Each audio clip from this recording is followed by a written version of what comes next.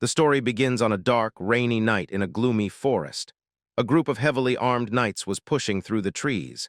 They found their target, and the leader asked if the vampire had enjoyed his time hiding for half a year. He then yelled at the protagonist, calling him a filthy beast for killing so much time, and said the trick of escaping the holy knights was over even when it was quite clever. The knight lifted his sword and told the hero to know that from this point on, even God will not forgive him. So he should be proud that he was getting killed by the hands of the vampire slayer. As he was deceiving the church and refusing the judgment of the holy knights, and his corrupted form proves all his sins, we see that the boy was in a lot of agony. But the knight then prepared to share a secret. The knight admitted he never truly wanted to catch the vampire earlier and had purposely let him run. He explained that he joined the hunt late and allowed the running to continue because the vampire was a rare prize, and the knight wanted to capture him to make a name for himself and to take it slow and look stylish. Knowing that there is nowhere to run, the boy took out his claws, thinking that the world is ultimately the survival of the fittest. Since power determined everything, he had always been forced to run. He tried to fight and escape, but the effort failed, and the knight hit him directly, slashing him in two halves with one single blow. And the man wondered if what he did was all useless. As he died, he recalled being constantly hunted and cornered. The knight continued to shout that the vampire's existence was an insult to the church. In his final moments, our boy wished for one last chance to change everything. He cried out in pain as his life ended. But as the scene shifts, we see that suddenly our boy woke up with a gasp in a different place. He looked around, sweating, and wondered what had happened. He looked down and saw his arms and neck were fine when he should have died, wondering if what he saw was a dream. But then he realized he was in the same tent he had used before the knights started hunting him. Seeing old marks on the wooden posts, he figured out he had gone back 6 months into the past just before the hunting squad started chasing him. Our boy finally understood he had traveled back in time. He clenched his fist tightly, knowing he had been given a new life. He explained that he used to live in a secluded village in the forest, away from people. Back then, he was a weak vampire named Eugene, surviving by hiding. One day, he acted on his blood instincts, which brought mercenaries and knights after him. And only 5 days later, the holy knights were patrolling the entire village. And time passes by as even after they found the vampire, no matter what, and because he was terrified of being caught, he spent 12 years drinking only the blood of wild animals. Now that he was back in the past, he decided he would not make the same mistake. Eugene decided he would become strong enough so that no one could ever defeat him with the magic of a true vampire. He went to a swamp and decided to change his strategy. Vampires get power from blood, and stronger blood gives more power. With this in mind, he waited for a powerful target. The master of the forest, a giant, scary creature, suddenly leaped at him. Even with the monster in front of him, Eugene showed no fear and prepared to fight. The beast attacked with sharp spikes, and Eugene was thrown backward. He knew his body was weak, and all he could do is dodge. Otherwise, he would be finished, but he only needed a small cut. If he could draw blood, he could drink it and finally start gaining strength. Because until now, his method of survival was minimizing his presence. But knowing that it fails, there is no reason to hesitate, and now, more than anyone, he desperately needed to be stronger.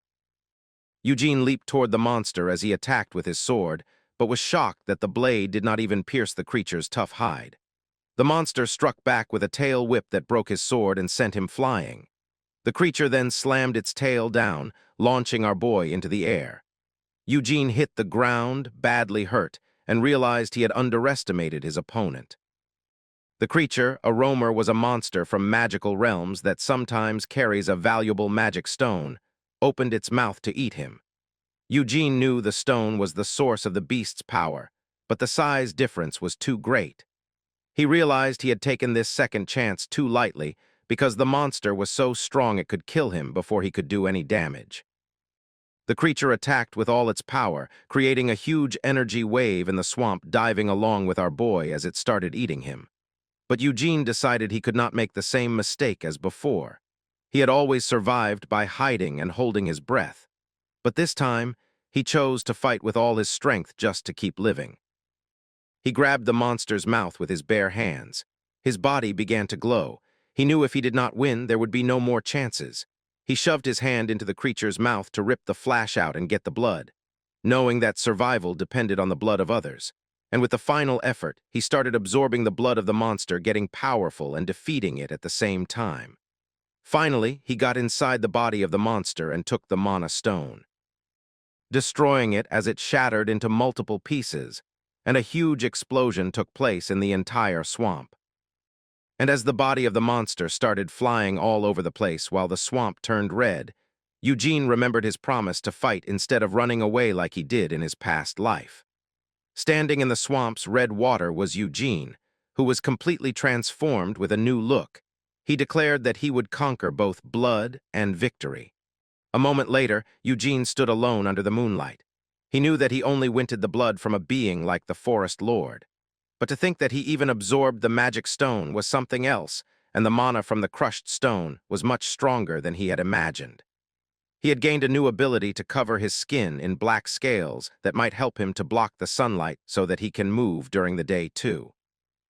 Eugene explained that he first learned about the Forest Lord when mercenaries had captured him in his past life. At that time, the swamp was not big, so no one knew about the Forest Lord's existence.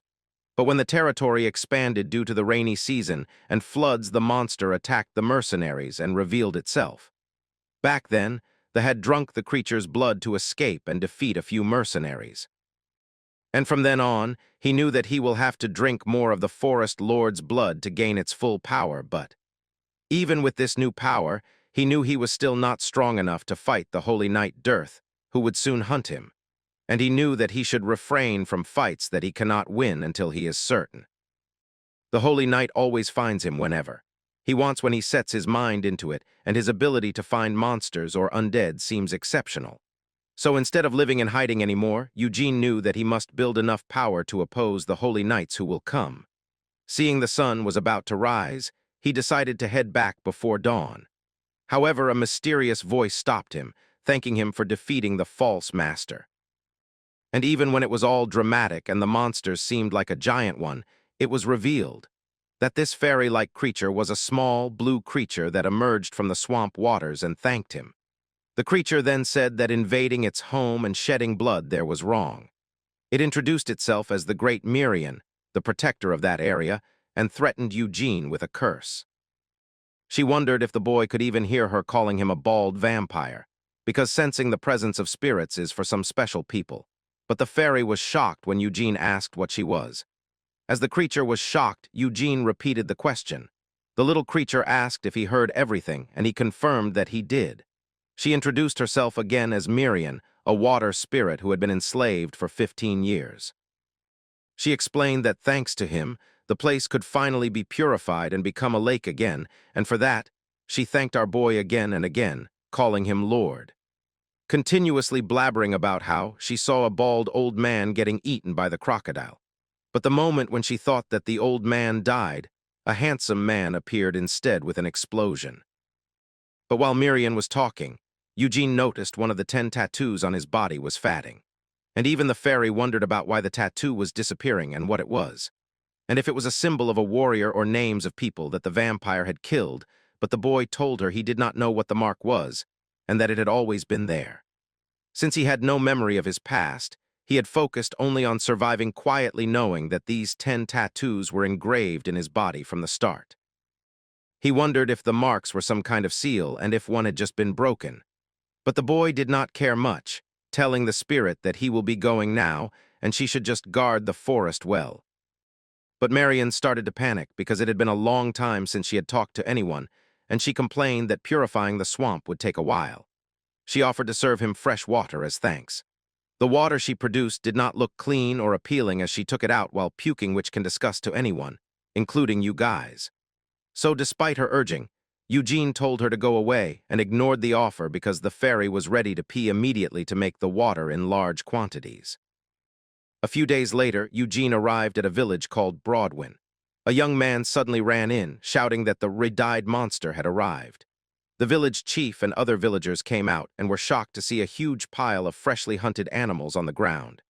A young man asked what the monster was planning, as it was not a full moon, and the monster only did that in every half-month. We come to know that the monster was Eugene, who had lived near the village for over 10 years. Eugene stepped out of the forest and asked if he could enter the village. At first, everyone feared his red eyes, but because he always brought food, their strange relationship had lasted for a decade. Eugene explained that he had lived far away because he was sick, but now he was better. Since the village had helped him so much, he wanted to repay their kindness. The villagers were confused. He told them to call him if anything happened. He then removed his mask and revealed his face with a smile. The crowd was frozen in shock at how handsome he was. They wondered if he was a half-elf or a noble. Even the chief was surprised by his appearance. Back in the forest, Miriam asked why he gave all the hunted animals to the villagers. She did not understand because fairies believe vampires only care about blood and death.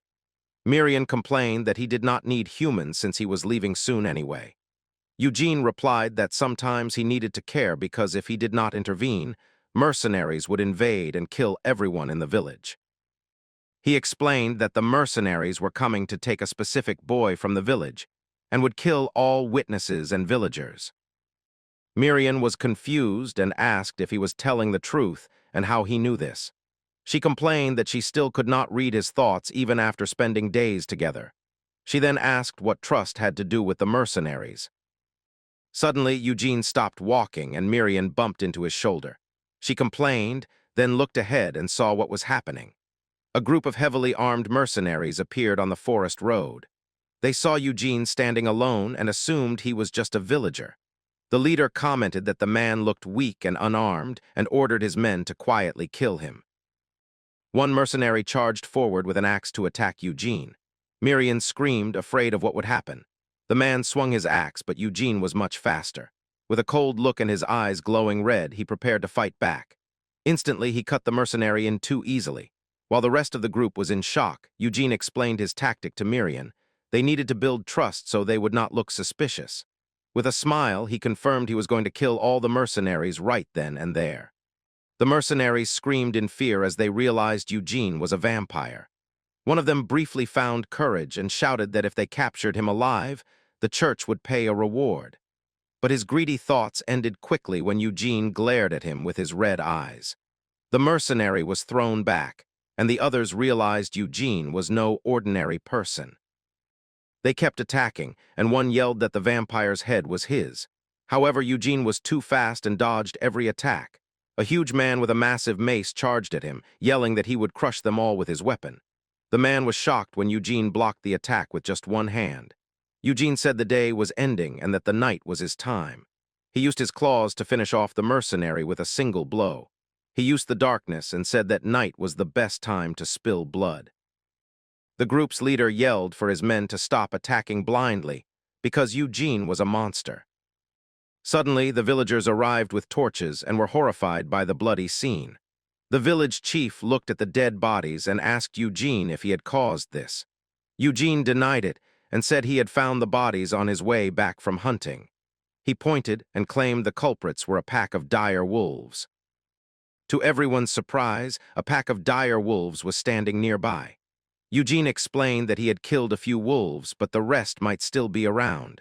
A villager confirmed that there were claw marks on the mercenaries' bodies.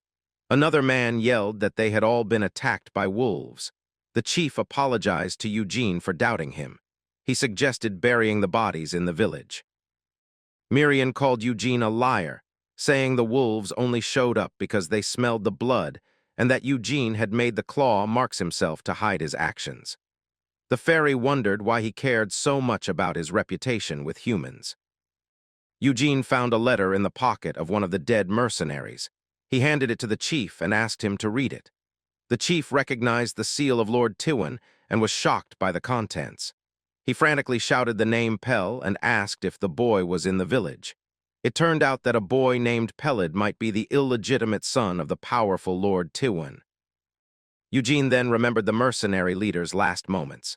The leader was surprised by Eugene's strength and wondered where he came from, but Eugene gave him no time to think, going all out on him. The leader yelled for his men to fight, saying that Eugene was just a monster with 2 arms and 2 legs. But the leader soon realized they couldn't even run away. He decided to attack Eugene himself, charging forward. Eugene prepared for the fight with a cold, determined look. Eugene landed a powerful punch to the leader's face, sending the man flying into a tree. Eugene then kicked the mercenary away, ending the fight. The leader begged him to stop, saying he could not take any more damage. Lying on the ground, he asked if Eugene had been waiting for them. The man claimed they just had business in the village and did not want trouble. Eugene declared that the village was his and demanded to know why they were really there. With a smirk, Eugene asked if they had been planning to kill the entire village. The mercenary confessed that they were hired by Lord Tywin's legitimate sons and had brought many men in case things went wrong. Eugene realized that the blonde knight who instigated everything was Bertil Taiwan, the general manager of the vampire pursuit team in his past life. He understood that Bertil knew the mercenaries' greed would cause a massacre, which is how Eugene had been discovered by the holy knights before. Meanwhile, the mercenary kept begging, saying he would never have come if he had known Eugene was there. Eugene told him to leave, warning him to watch out for wolves. The man was shocked and started thanking him for sparing his life, but Eugene did not forgive him and killed him with a fatal blow to the neck. Miriam asked why he killed him. Eugene replied that since his vampire identity had been discovered, he could not let the man live after getting all the information he needed.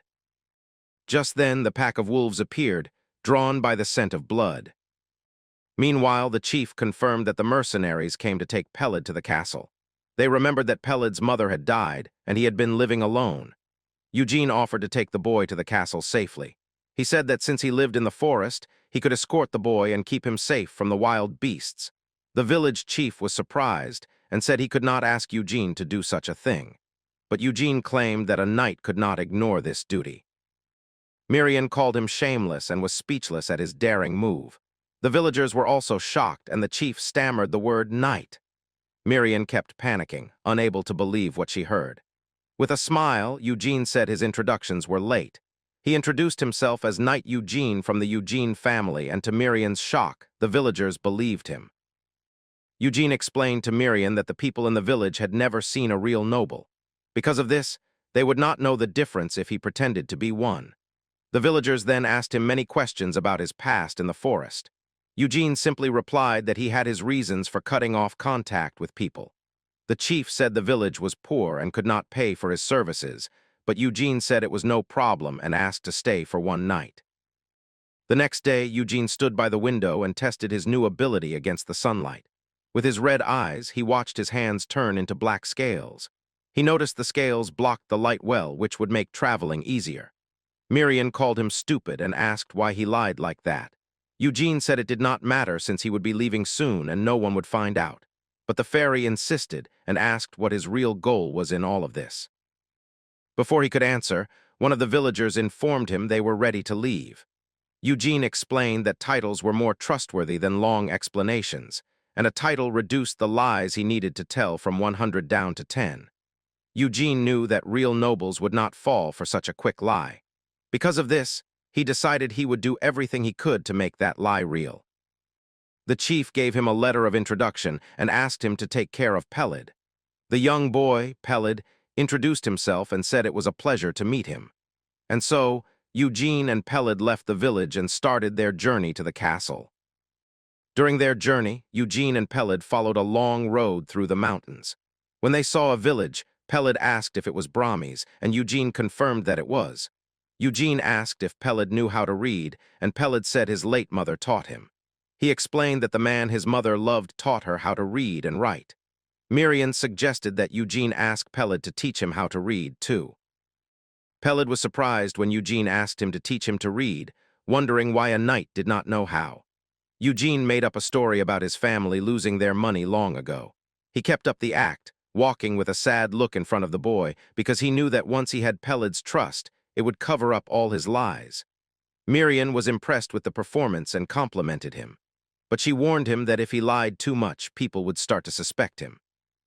Peled's eyes began to shine, and Eugene realized the boy believed the story completely. Peled apologized, saying he had not trusted Eugene at first because of the rumors. He admitted that everyone in the village called Eugene a monster, which influenced him. But from now on, Peled said he would believe what he saw. The boy even offered to teach Eugene to read whenever they had time. Suddenly, Eugene imagined using his magic to create an ice dagger and stabbing Peled in the eye without mercy. The young man screamed in pain from the imagined surprise attack. This was only an imagination test of Peled's reaction. In reality, they were attacked by a group of bandits on the road. Peled was terrified and could not believe they were being robbed. The bandit leader grinned and said their scared faces saved him time. He ordered them to hand over everything valuable or face consequences. But before he could finish speaking, Eugene attacked the leader with his sword. With a single strike, Eugene killed the bandit leader. Peled was shocked and frozen, not understanding what happened. One of the bandits screamed in anger, seeing his brother killed right in front of him. Eugene told them they had done what he asked quickly and efficiently. The enraged bandit charged at Eugene with an axe, but he was no match. Eugene cut him down with his sword without mercy. In a quick move, Eugene spun and killed another bandit. The last bandit begged for his life and pleaded not to be killed. But Eugene did not forgive him and prepared for the final blow. With a swift move, he finished off the last bandit without hesitation. Eugene then looked at the dead bodies and said he did not understand humans. He wondered why they always try to rob and harm the weaker ones. Holding the last bandit's body, he asked if it was okay to hurt the weak. Finally, he turned to Peled and asked if he would understand these things once he learned to read. Peled was speechless and completely shocked by Eugene's question. Eugene reminded him that he had promised to believe what he saw. With a serious look, Eugene promised he would not let a single drop of blood touch Peled. After a while, they reached the city of Brahmis and began exploring. They saw a vendor selling rare herbs from the northern dungeon for 20 coins. At another stall, a customer complained about the price, saying he found it cheaper somewhere else. Miriam was fascinated by the city and all the interesting things there. Peled warned Eugene to be careful because the merchants were ruthless. He said the village chief always became confused when he visited the city. Eugene said he needed money first, then he could worry about that. He asked Peled to wait and went into a leather and fur shop. He showed the shopkeeper the pelts of the wolves he had hunted and asked for a price estimate. The shopkeeper was surprised to see it was dire wolf leather and that Eugene had brought a large quantity. The man looked Eugene up and down suspiciously, judging by his old clothes. The shopkeeper smiled slyly, deciding Eugene was easy to cheat. He offered 18 silver coins, falsely claiming the leather was damaged. Eugene immediately glared at him, his red eyes glowing brightly. With a quick move, he grabbed the shopkeeper by the collar, startling him. The shopkeeper was terrified by Eugene's red eyes. Scared, he stammered that dire wolf leather was rare and limited. He asked Eugene to calm down and talk things out. He nervously laughed and raised the offer to 253 coins. Eugene just stared with a cold, piercing gaze, saying nothing. The man started sweating and raised the offer to 25 coins. Peled, worried, shouted 28 coins to try and help the negotiation, but Eugene remained silent. The shopkeeper wondered how much more Eugene wanted. Finally, the man offered 30 silver coins, and Eugene accepted the offer. Later that night, they made camp, and Eugene tried to read an ancient scroll. He noted that Peled had taught him the basics, but he was far from being able to read properly. The writing looked like squiggles, and he felt frustrated. Miriam complimented his new clothes, saying they looked decent for the money he spent. She was surprised the market had been so generous on their first visit. The fairy complained that he should have bargained for more and bought silk clothes, but Eugene said he only needed something to block the sunlight.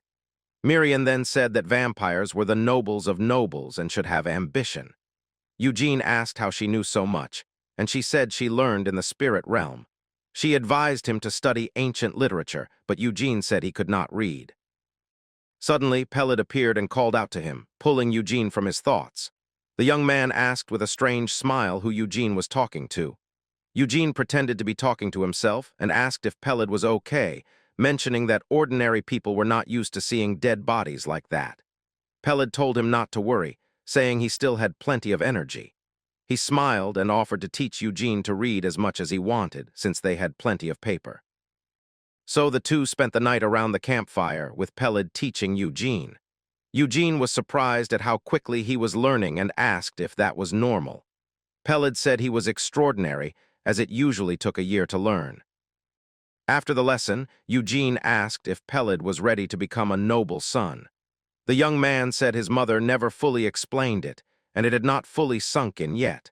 He also admitted he did not expect Lord Tywin to welcome him easily. Suddenly, a group of knights approached their camp in the forest. The group's leader greeted them and asked if he could ask a question. Eugene stood up, alert, as the armed men came closer. The leader noted that they were real knights, unlike the mercenaries from before. Eugene knew that lying now would raise suspicion, so he decided to tell the truth about their journey. The group's leader then said they were also heading to the castle and asked to camp with them. One of the younger knights complained about the decision, but the leader scolded him. The leader apologized to Eugene, saying the young man was new and did not know how to be social. The leader introduced himself as Part and asked who Eugene was. Eugene introduced himself as Yan Eugene. The young knight laughed, not believing that Eugene was a real knight. He asked if Eugene was actually a real knight. The young man laughed and said he had never heard of the House Eugene in his entire life. With a wicked smile, he accused Eugene of being an impostor. Eugene realized he could not keep up the lie anymore, as he had already told Peled he was a knight. He understood that if this continued, things would become complicated. With a cold look, he thought that he could easily kill them all since there were not many of them. Suddenly, Part hit Rabin on the shoulder and called him a fool. He then landed a powerful punch right in Rabin's face in front of everyone. The blow was so strong that Rabin flew backward and hit the ground hard. Part then bowed and apologized for his recruit's rudeness. Eugene told him to forget the apology and just find a spot to camp. Eugene knew that from now on, people would often doubt him because of his lie, and to avoid problems, he needed to become a real knight as soon as possible. Rabin woke up confused, not understanding why Part had attacked him. He got up and wondered why Part had hit Eugene. Part called him a fool and said he had no will to live. He scolded him and said Rabin should be thanking him for saving his life. Part explained that Rabin could not judge by appearances and did not see what was right in front of him. With a serious look, Part asked if Rabin knew how much the cloak Eugene was wearing cost. It turned out Eugene's cloak was high class, reinforced with rare lyanthrop leather. Part said the cheapest one cost over 10 silver coins, which was 3 times Rabin's salary. He added that the fact Eugene knew how to read meant he was no ordinary person. Part explained that Eugene was about to draw his sword, and they all would have been killed. Rabin was shocked and asked how Part knew that so quickly.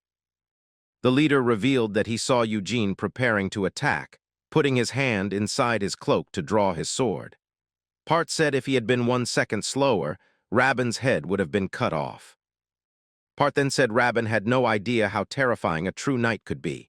He explained that a knight trains with a wooden sword from birth. They enter dangerous dungeons and kill monsters without fear.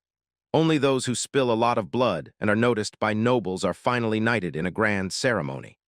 Part said impersonating a knight was a serious crime, and it was a problem because someone who claims to be a knight at 20 must have considerable skill. Rabin asked if that meant Eugene was stronger than the squad leader. He also mentioned he heard that the newly discovered dungeon might open soon. Eugene overheard the entire conversation and realized the title of knight carried a lot of weight.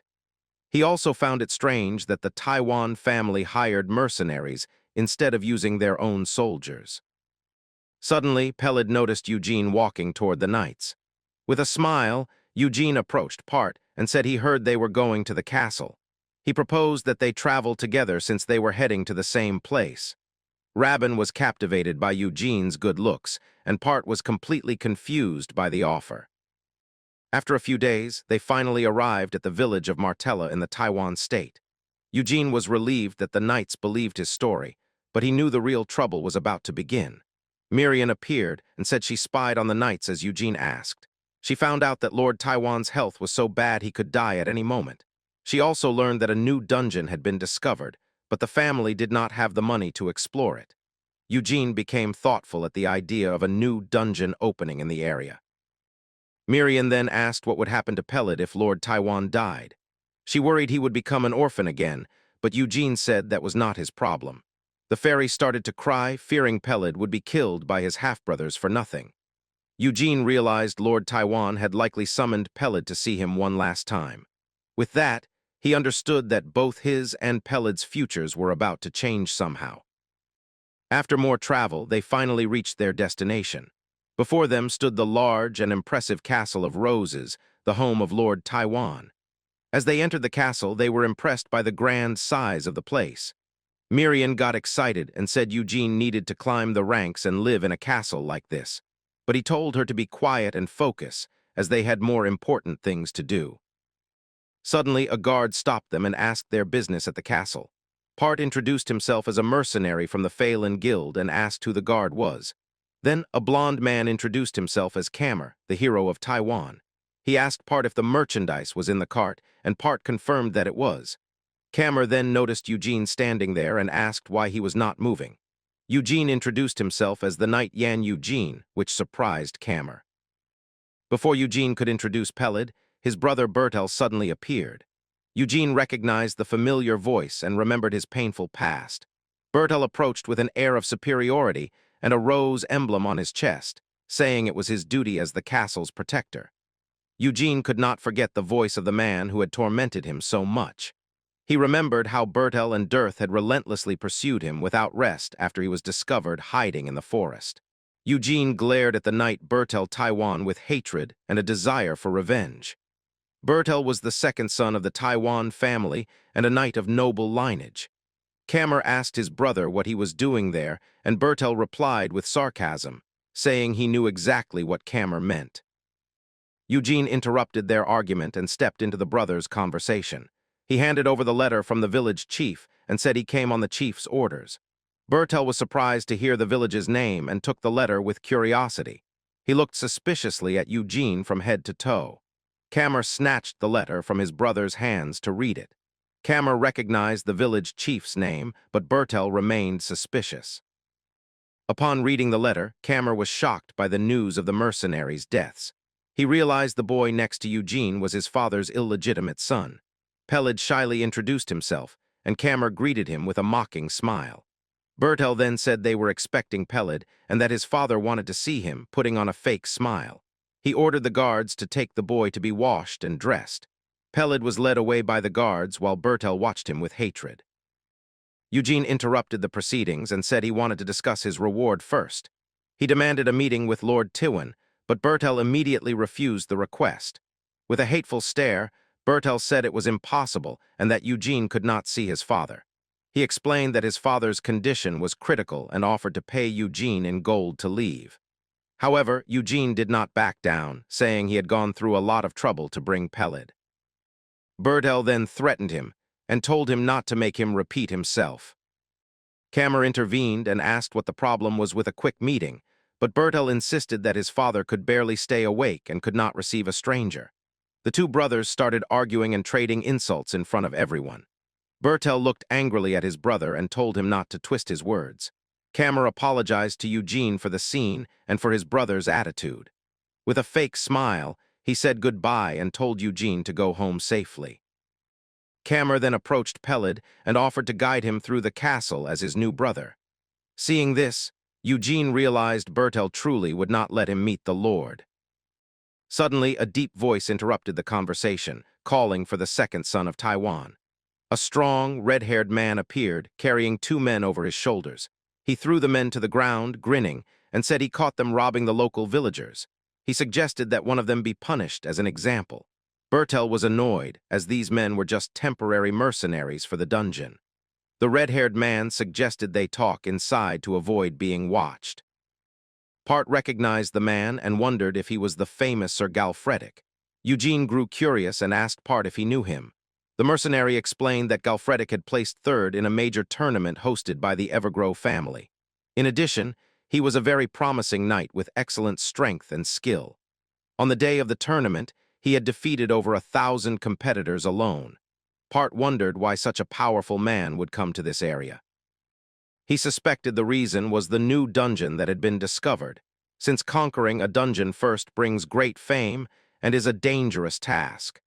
Part thought Galfredic probably wanted to use this dungeon to be knighted by a bigger family. Eugene then turned to Part and asked if his contract ended today.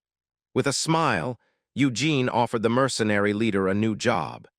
Bertel understood that his brother Kamer wanted to clear the dungeon to win support from the people. In his office, Kammer thought about what to do since he could not just hire anyone. Suddenly, one of his servants told him that Sir Eugene was asking to see him. Kammer remembered he was the knight who brought Pellet and told the servant to let the young man in. Eugene entered the office, and Kammer greeted him formally. Kammer said Eugene could rest assured that Pellet was safe and would be rewarded. Furthermore, he thanked Eugene for giving him the letter in front of his brother.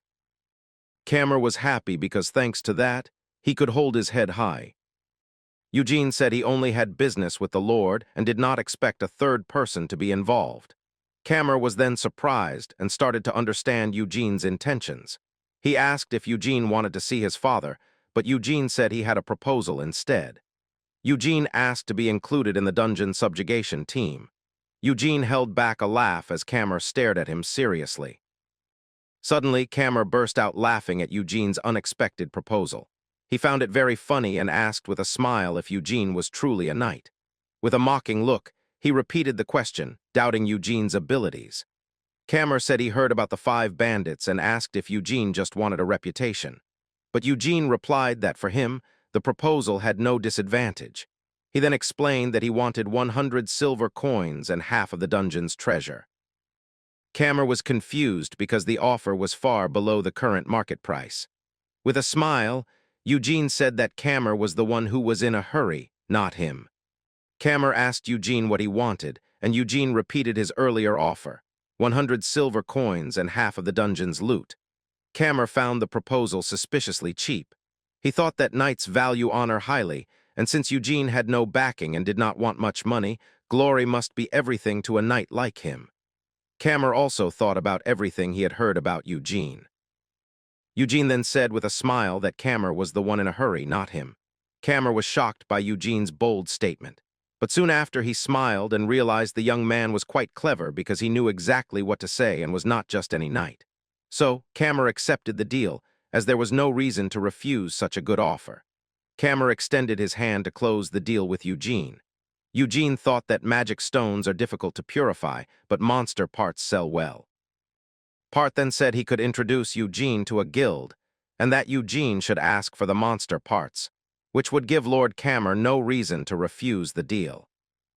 Bertel then complained to Galfredic that the dungeon was not a playground for children. He explained that inside, one mistake could be fatal, and it was kill or be killed.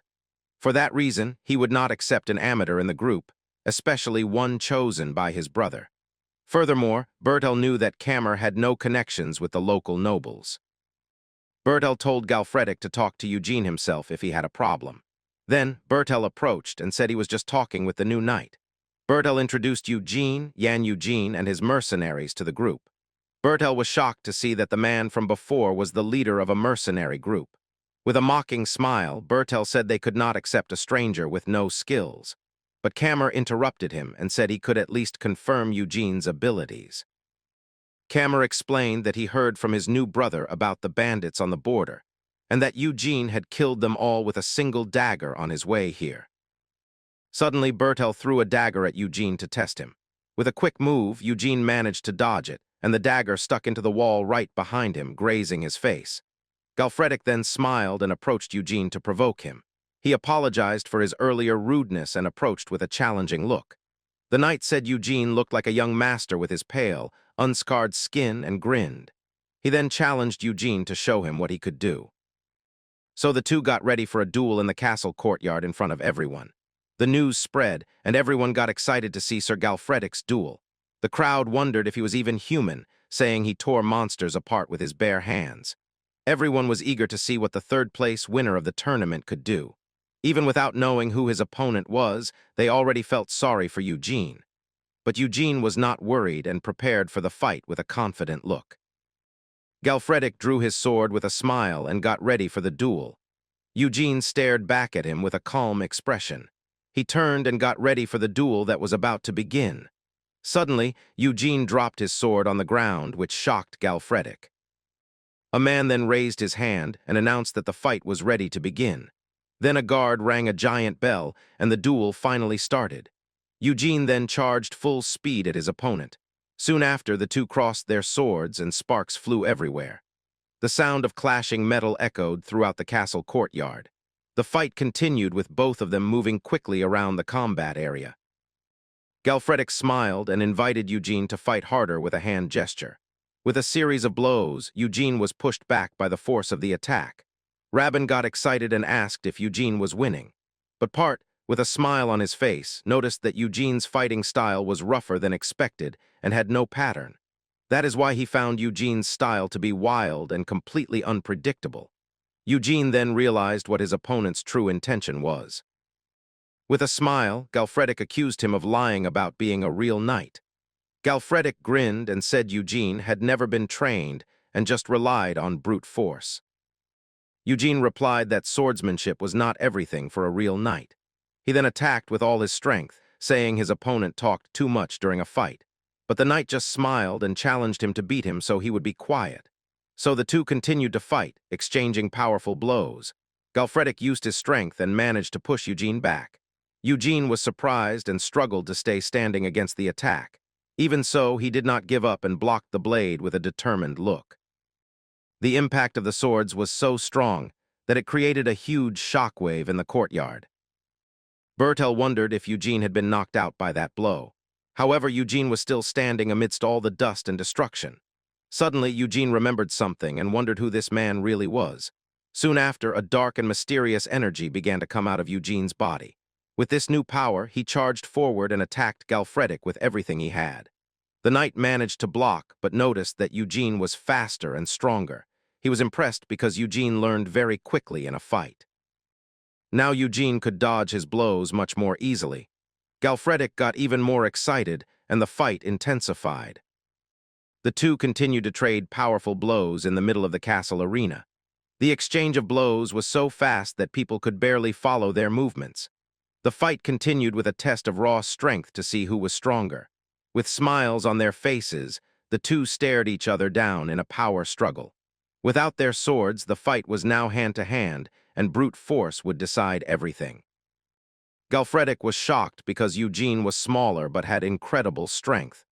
However, Eugene admitted that his opponent's brute strength was greater than his.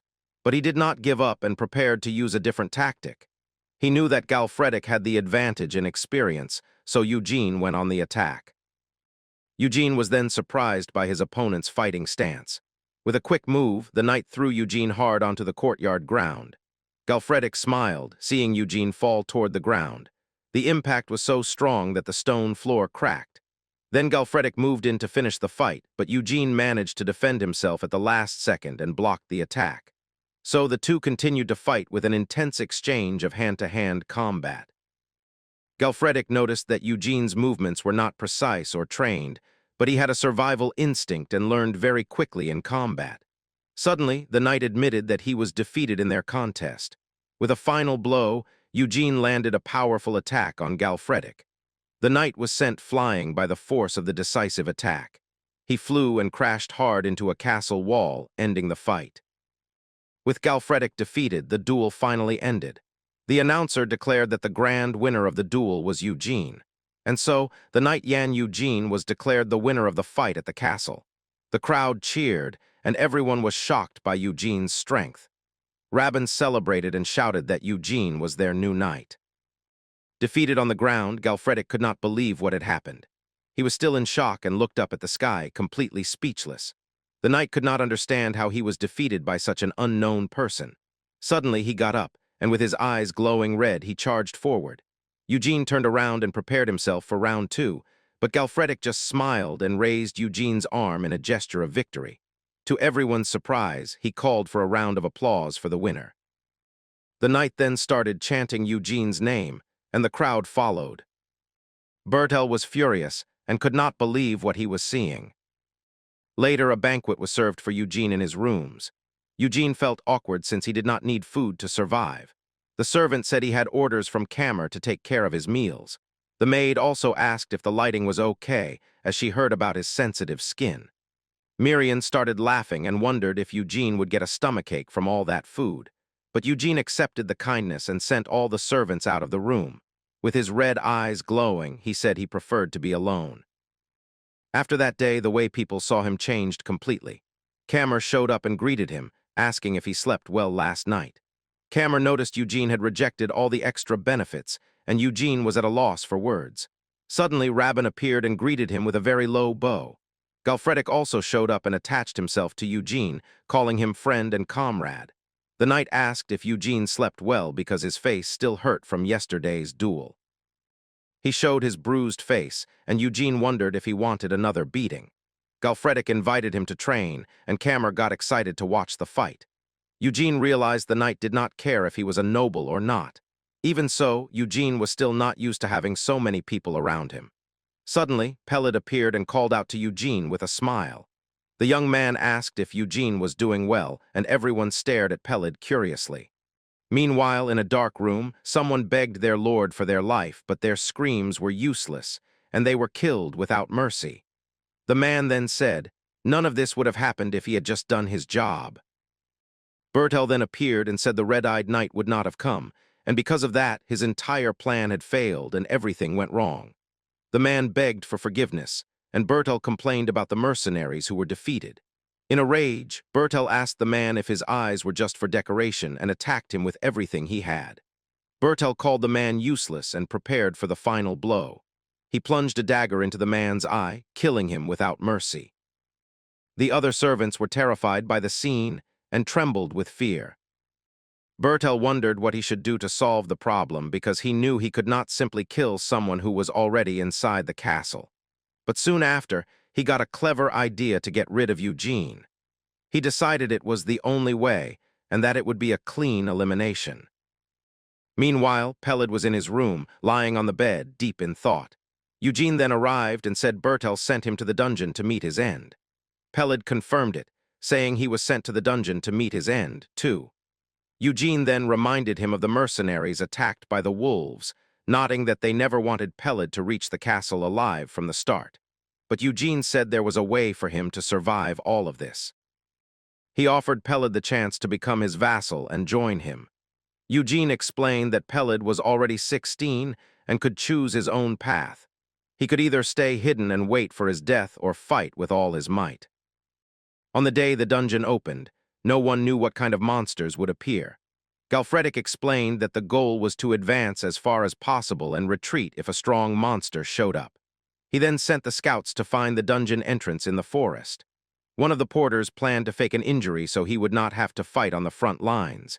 He said that if it got dangerous, they could just run and save themselves. Suddenly, Bertel appeared, and the porter was startled by his presence. The knight asked where Peled was, and the man stammered, not knowing what to say.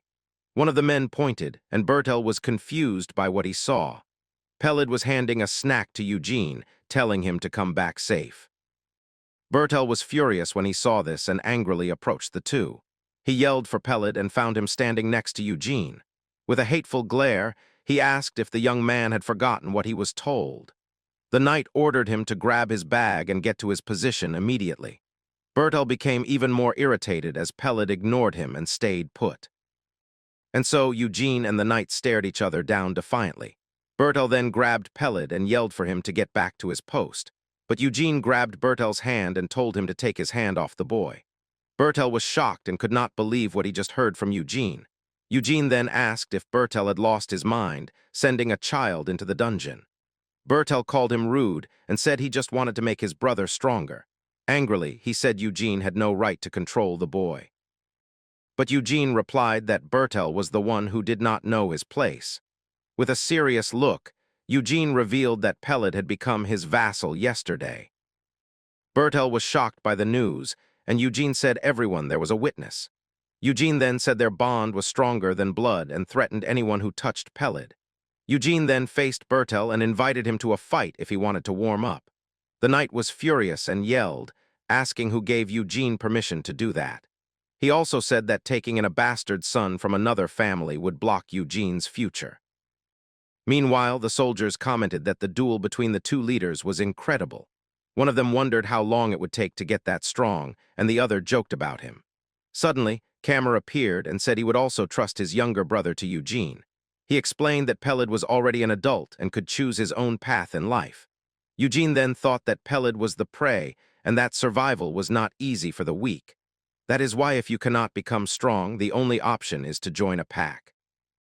Kammer then invited Eugene to his office and asked if he knew how to read. Meanwhile, a scout reported that there were no monsters nearby and the area was clear. Galfredic then said they could open the dungeon now, and Eugene agreed with the idea. And so, the massive dungeon door finally began to open for the group. The knight then looked back and told everyone to survive on their own. The soldiers got ready with their weapons and armor to enter the dungeon. With Eugene and Galfredic in the lead, the group finally advanced into the darkness. Kammer said goodbye and told them he would see them in 4 days, while Peled wished them good luck. The door then closed, and a voice wished for the gods to protect them all inside. Inside the dungeon, a dark and twisting path awaited them. Immediately, a wave of goblins ambushed the group. Galfredic and Eugene fought hard, giving everything they had to defend their comrades. One soldier was relieved to be alive, but Galfredic roared at him. The knight complained that they could not even keep their battle formation. He ordered everyone to hold their positions and continue fighting. The archers fired arrows toward the cave ceiling, but the goblins kept attacking and the danger grew fast. The relentless horde pressed forward on the group. The porter suddenly understood that volunteering for the dungeon was a terrible mistake. Scared, he decided he had to leave and ran as quickly as he could. But as he tried to escape, he ran into more goblins in the dark. Just as a monster was about to attack him, a blade saved him at the last moment. Eugene called him a fool and asked if he truly thought there would be no monsters in a dungeon. Galfredic sternly told the porter, "The safest thing now is to stay together." He yelled for everyone to raise their swords and hold the line. The soldiers fought bravely, but the goblin horde seemed endless. Galfredic judged the group's state as pathetic and wondered how they could win. Suddenly, a soldier warned that the monsters were attacking again. To make matters worse, another soldier yelled that more creatures were coming from behind. Eugene offered to cover the rear flank and charged back into the darkness. Galfredic shouted for Eugene to wait, warning that it was too dangerous to go alone, but Eugene ignored the warning and disappeared into the dungeon by himself. The knight was shocked and confused by how quickly it happened. Eugene moved too fast to see clearly, killing the monsters in a flash of speed. He easily crushed a goblin's head. Galfredic then yelled for Part to follow and provide support for Eugene. The knight was deeply impressed, unable to figure out how Eugene had traveled so far in seconds. Suddenly, Eugene was back. He announced he had taken care of the rear and found something interesting. Galfredic was speechless because Eugene held up a simple, glowing herb, unaware of what it was. Even with incredible fighting skills, he was ignorant of simple dungeon loot. After the intense fight, the group rested while the injured received medical attention. A soldier reported that all the blue mana stones were collected. However, Eugene was disappointed. They killed many monsters but found very little value. He noted the stones were blue, unlike the red one he got from the roamer. Miriam appeared and explained that the stone's quality depends on the monster's strength. She reminded him that the roamer he faced was special and very powerful. Eugene realized his good fortune in consuming that creature's red stone. Miriam suggested that much stronger monsters might be found deeper in this dungeon. The break soon ended, and Galfredic shouted for everyone to return to formation. Galfredic yelled at his men, calling them cowards for being afraid.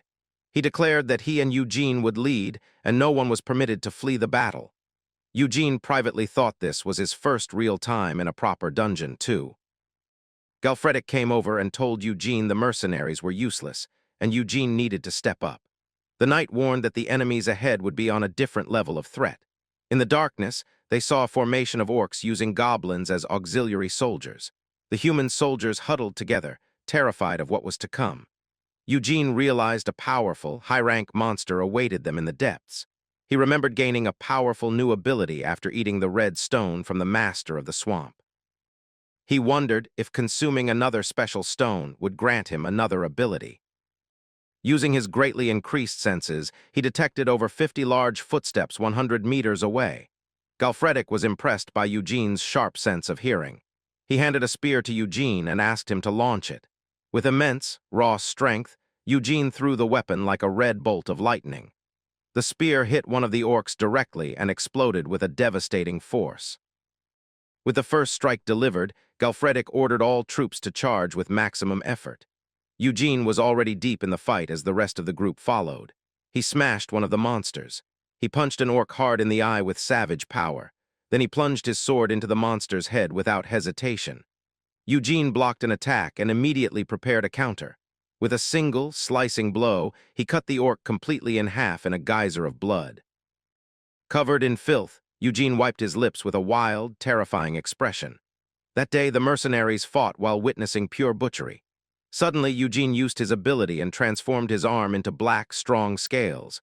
With his newly transformed hand, he crushed the head of one of the orcs.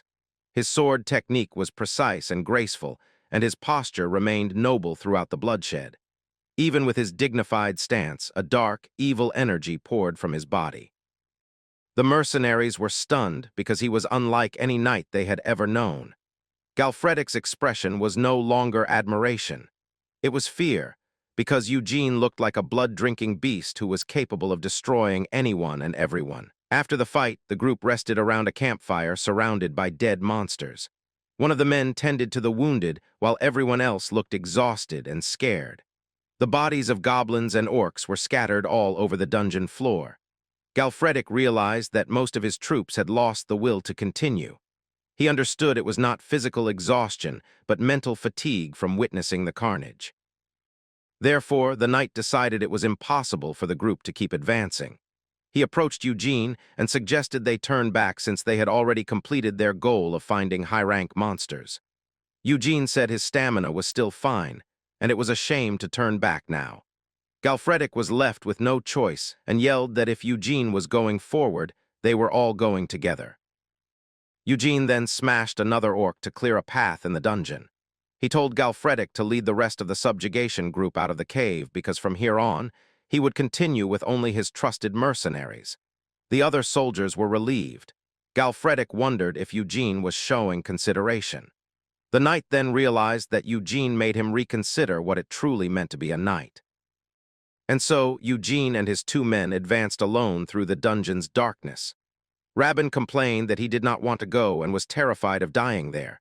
But he calmed down, knowing that Eugene could defeat even a troll by himself. Suddenly, the young man tripped and fell to the ground after stepping on something strange and sticky. He looked to the side and realized he had just stepped on a giant spider. To everyone's fear, they were surrounded by a swarm of enormous cave spiders. These creatures lived in groups and used venom. Rabin screamed in desperation as the monsters advanced to attack him. Part said, "There are too many enemies, we should retreat for now." But Eugene wondered why they should retreat from this battle. With a quick slash, he cut one of the spiders in half without any trouble. Eugene said it was not a problem and continued to fight with all his strength. Part yelled for Rabin to join him, as Eugene was already in the middle of the fight. With a determined look, Eugene continued to fight alongside his men. Suddenly, Rabin was surrounded by spiders and screamed desperately for help. He was attacked by one of the creatures, but managed to defend himself with his sword. Eugene then rushed in and saved Rabin at the last second with a well-aimed strike. Rabin was speechless and completely shocked by Eugene's speed. Suddenly, Eugene grabbed Rabin and threw him away with incredible force. The young man flew through the air and landed on the ground, not understanding what was happening. While Rabin was still on the ground, Eugene charged forward and finished off all the surrounding spiders.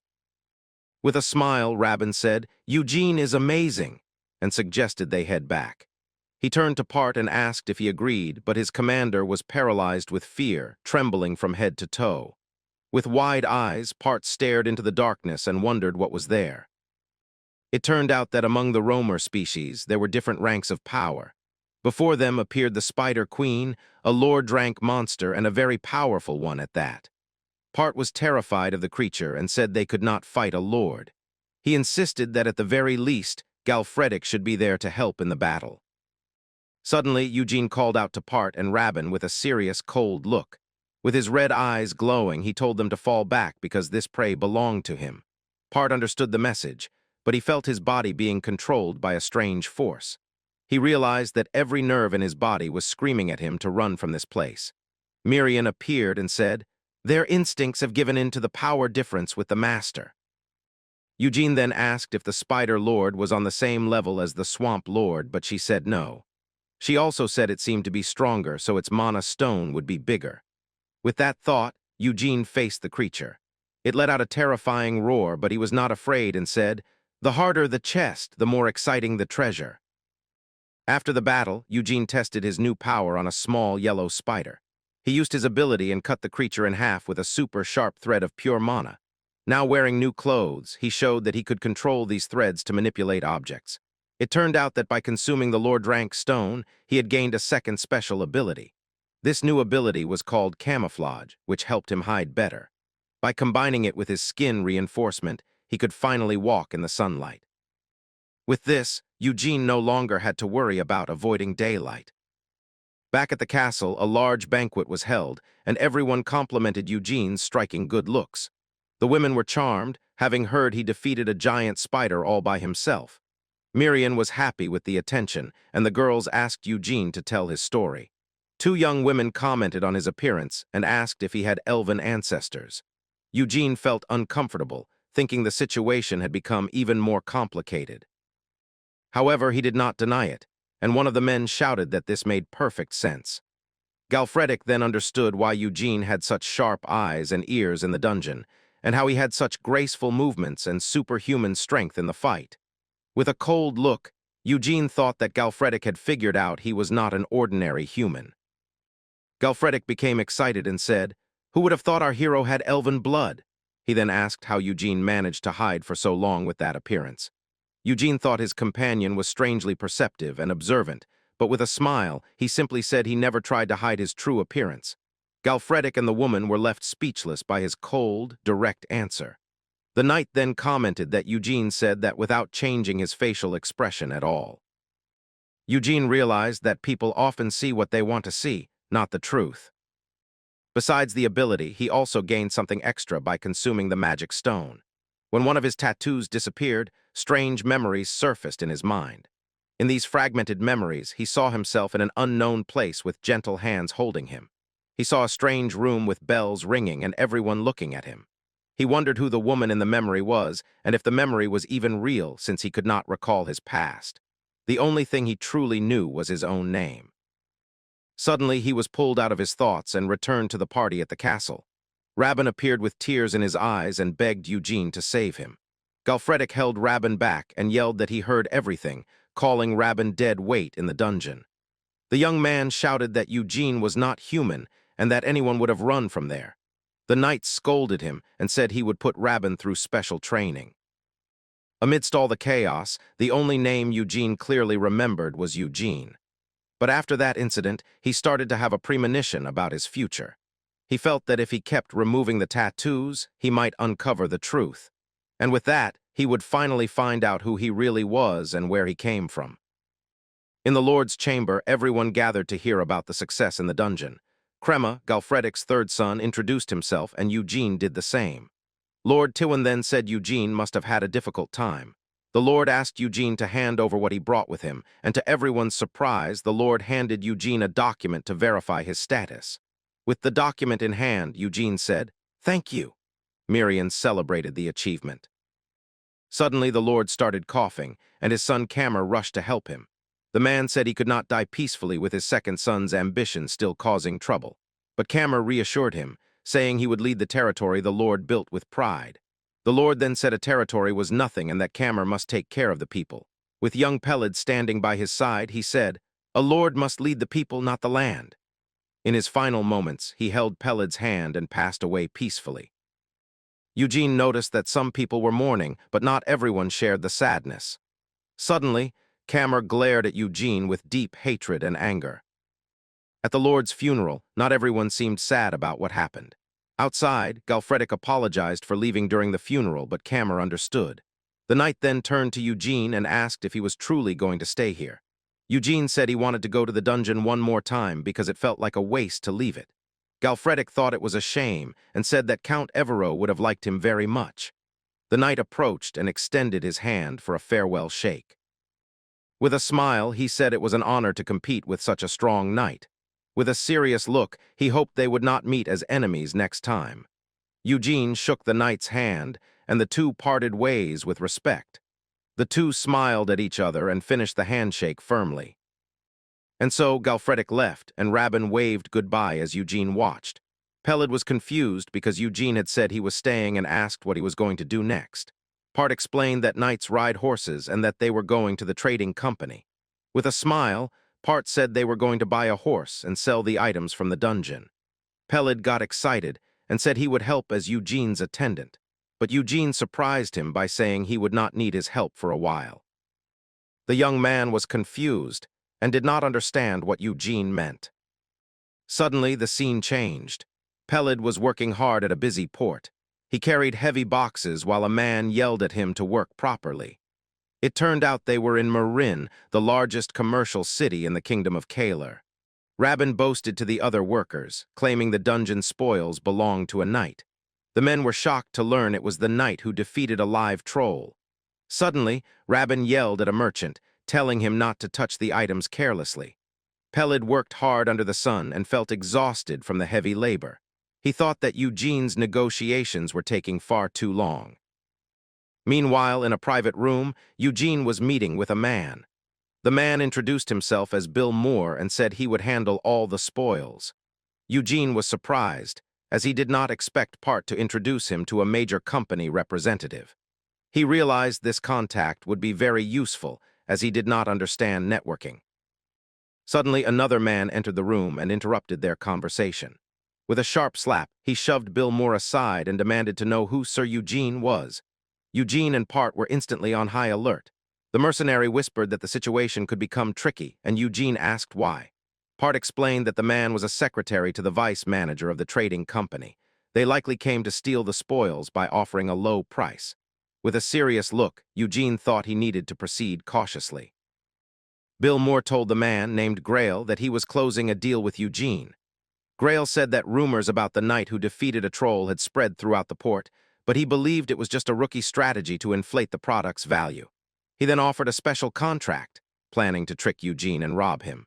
Suddenly, Grail felt a strange pressure and was frightened by Eugene's presence. Eugene glared at him with a cold look, and the man wondered where that pressure came from. Scared, Grail introduced himself as the vice manager's secretary and claimed this was a great opportunity. With a cold stare, Eugene questioned what he meant by opportunity. The man nervously explained it was a chance to sell the items on better terms. Eugene repeated his words with an even more suspicious gaze. Terrified, the secretary said the guild's vice manager herself would handle the deal. He apologized for any disrespect, but Eugene continued to stare at him coldly. Grail panicked and ran out of the room, screaming for his life. Seeing this, Bill Moore became emotional, believing Eugene turned down the high-level offer for his sake. Because of this, the merchant promised to give his full support to Eugene from now on. With a small smile, Eugene said he liked the idea and accepted Bill Moore's proposal. The man stood up excitedly and asked when they could start working together. Eugene got up and told them to start right now, outside the shop. Meanwhile, Grail apologized to the vice manager for failing his mission. The woman told him not to worry, saying knights always cause trouble out of pride. With a wicked smile, she said they should get revenge by using their power as merchants, since their opponent was just a poor knight who did not even have a decent horse.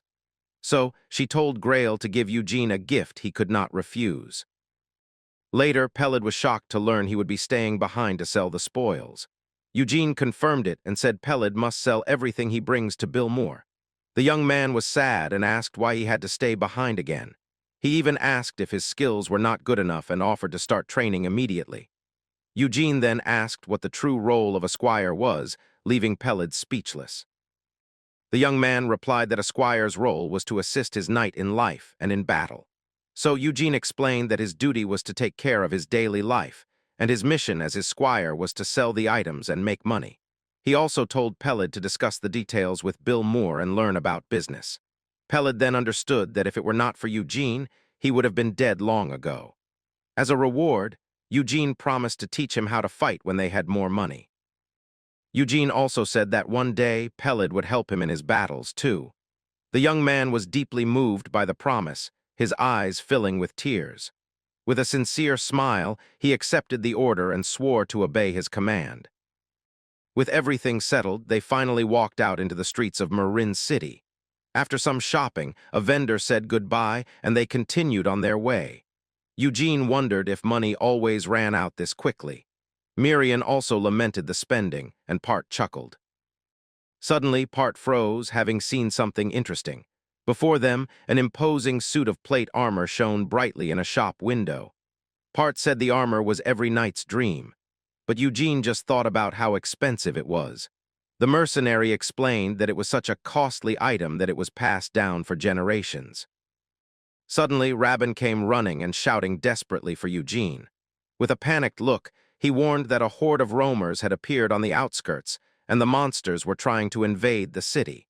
He said the guilds could barely hold them back. Part told Eugene it was best to join the monster subjugation immediately, but Eugene wondered why he should get involved in that. Rabin then explained that unclaimed quests had no commission fee. In Marin, they could sell everything for free and make a lot of money. With his eyes sparkling, Rabin shouted that this was the perfect plan because they were going to get rich. Eugene agreed and told them to go, as there was no reason to hesitate. Suddenly, a voice yelled for them to wait, and Eugene wondered who it was. It was Grail, running and out of breath with a horse in hand. The man introduced himself and said, "The vice manager sent a warrior as a gift." He described the animal as a magnificent creature with a black coat and muscles like a god. Eugene grew suspicious and asked if the gift was really for him. Grail was startled by his gaze and stammered that they did not want anything in return. Eugene continued to stare at the man with his cold, red eyes. Scared, the secretary said it was just a small token of goodwill. Without wasting any time, Eugene took the reins and told Grail to thank the vice manager. Miriam got excited and told him to hurry up and make a lot of money from the hunt. Rabin was shocked by the horse's speed and asked what they should do. Part then yelled for his men to run and follow Eugene into battle. The scene then shifted to the outskirts of the city, where some goblins were in the forest. Suddenly, one of the monsters looked to the side, seeming to have sensed something strange. On his new horse, Eugene charged through the forest at high speed. He arrived at the battle, taking out one of the monsters on his way in. Miriam appeared worried and asked if the scale of the attack was too large. She feared the guild members who were at the front had already been defeated. But Eugene just replied that was a good thing, with a very cold look. He made it clear that he did not like sharing the spoils of battle one bit. And with that, the horse continued to run, destroying everything in its path. The bright sun shone through the trees as Eugene's horse carried him closer to his destination. He finally arrived at the battlefield and saw the army fighting against the monsters. There, a knight named Madria was facing a horde of orcs all by himself. He yelled that they were vile creatures and would never get past him. However, the monsters charged with everything they had and surrounded him, preparing for the final attack. The knight tried to escape, but his horse was knocked down in the chaos. Even on the ground, he introduced himself as Madria, the Knight of Justice of Marin. Madria grew scared, realizing he was completely cornered by the enemies. The monsters stared at him with pure malice and got ready to strike. In desperation, the knight screamed for his life, begging to be spared. One of the orcs attacked, but its blow was blocked at the very last second by a sword. Eugene had arrived with a sudden crash, mounted on his imposing black horse. Without wasting any time, he began cutting down all the monsters around him. Madria was shocked by Eugene's speed as he eliminated the creatures. In the blink of an eye, he took out all the orcs surrounding him. The knight then thanked him and asked for his savior's name. But suddenly an orc attacked from behind, and Eugene faced it coldly. Madria quickly killed the monster and turned back to Eugene with a smile. Eugene then questioned why he cared about names in such a dangerous moment. He pointed out that if they both died there, his name would not matter anyway. The knight agreed with him, saying that was fair and he understood. With a smile, he promised to ask again once they got out alive. Back in the city, he told everyone that hundreds of goblins and orcs had attacked them on the road. He boasted that at the crucial moment, the knight took them all out without hesitation, and in the end, they bravely protected the city of Marin. A man then asked who the knight he kept talking about was. With a serious look, he revealed that the hero's name was Yan Eugene. Everyone was shocked and immediately recognized the name of the knight who had cleared the dungeon. The crowd went wild and started chanting his name through the city streets. From a window, a man watched everything and noted that the whole city was shouting for Eugene. This was Louis Farron, the city's mayor, and he feared Eugene would become difficult to control. The mayor asked his granddaughter, Priscilla, if they should just let things be, but she said that the higher a knight's honor, the harder his eventual fall. Priscilla then asked if her grandfather had heard about Yan Eugene's attendant. With a smile, she revealed that the boy was actually the illegitimate son of House Tywin. Mayor Louis Farron was surprised and began to understand the full situation. Priscilla explained that Eugene wanted to make money to support the hidden heir. If they succeeded, the two could form powerful ties with the future head of House Tywin. The mayor praised his granddaughter, saying he now understood her intentions well. For that reason, he decided to send a gift to Eugene as a token of gratitude. He also said he would make her the official recommender for the gift, and she thanked her grandfather. Later that night, the moon illuminated the Merchant Guild's building. Priscilla picked up a cup and thought that a thirsty man seeks water. She said that a merchant only knows one path to follow for success. With a wicked smile, she revealed that the plan was to dig a well and wait. Eugene walked unknowingly toward his destination. The door opened, and she waited for him so he would drink every drop she offered. With a sweet smile, she welcomed Eugene to the guild. Wearing his new suit of armor, Eugene introduced himself as the savior of Meereen. He said he came to say thanks, and she invited him to sit and talk. Priscilla observed him and wondered if he was really the knight from the stories. She thought he looked nothing like the knights she imagined. But with a fake smile, she said the mayor's gift suited him very well. Priscilla explained that the armor was a mix of iron and ogre bone. She asked how he felt, and Eugene said it would make the next dungeon easier. Eugene thanked her and said that because of her, his men were healthier. With a wicked smile, Priscilla said she was not expecting anything in return. But just as she was about to make a formal business proposal, Eugene stood up to leave. He said he would visit her again when the dungeon suppression was complete. Eugene also reminded her that their current contract ended there, and it might be the last time they spoke. He revealed that he was now going to focus only on collecting magic stones, and Priscilla became furious. Desperate, the woman yelled for Eugene to wait and not leave. Eugene stopped for a moment but did not say a single word to her. She then stood up and said, "There's still something they haven't discussed." Eugene turned around and asked what that would be.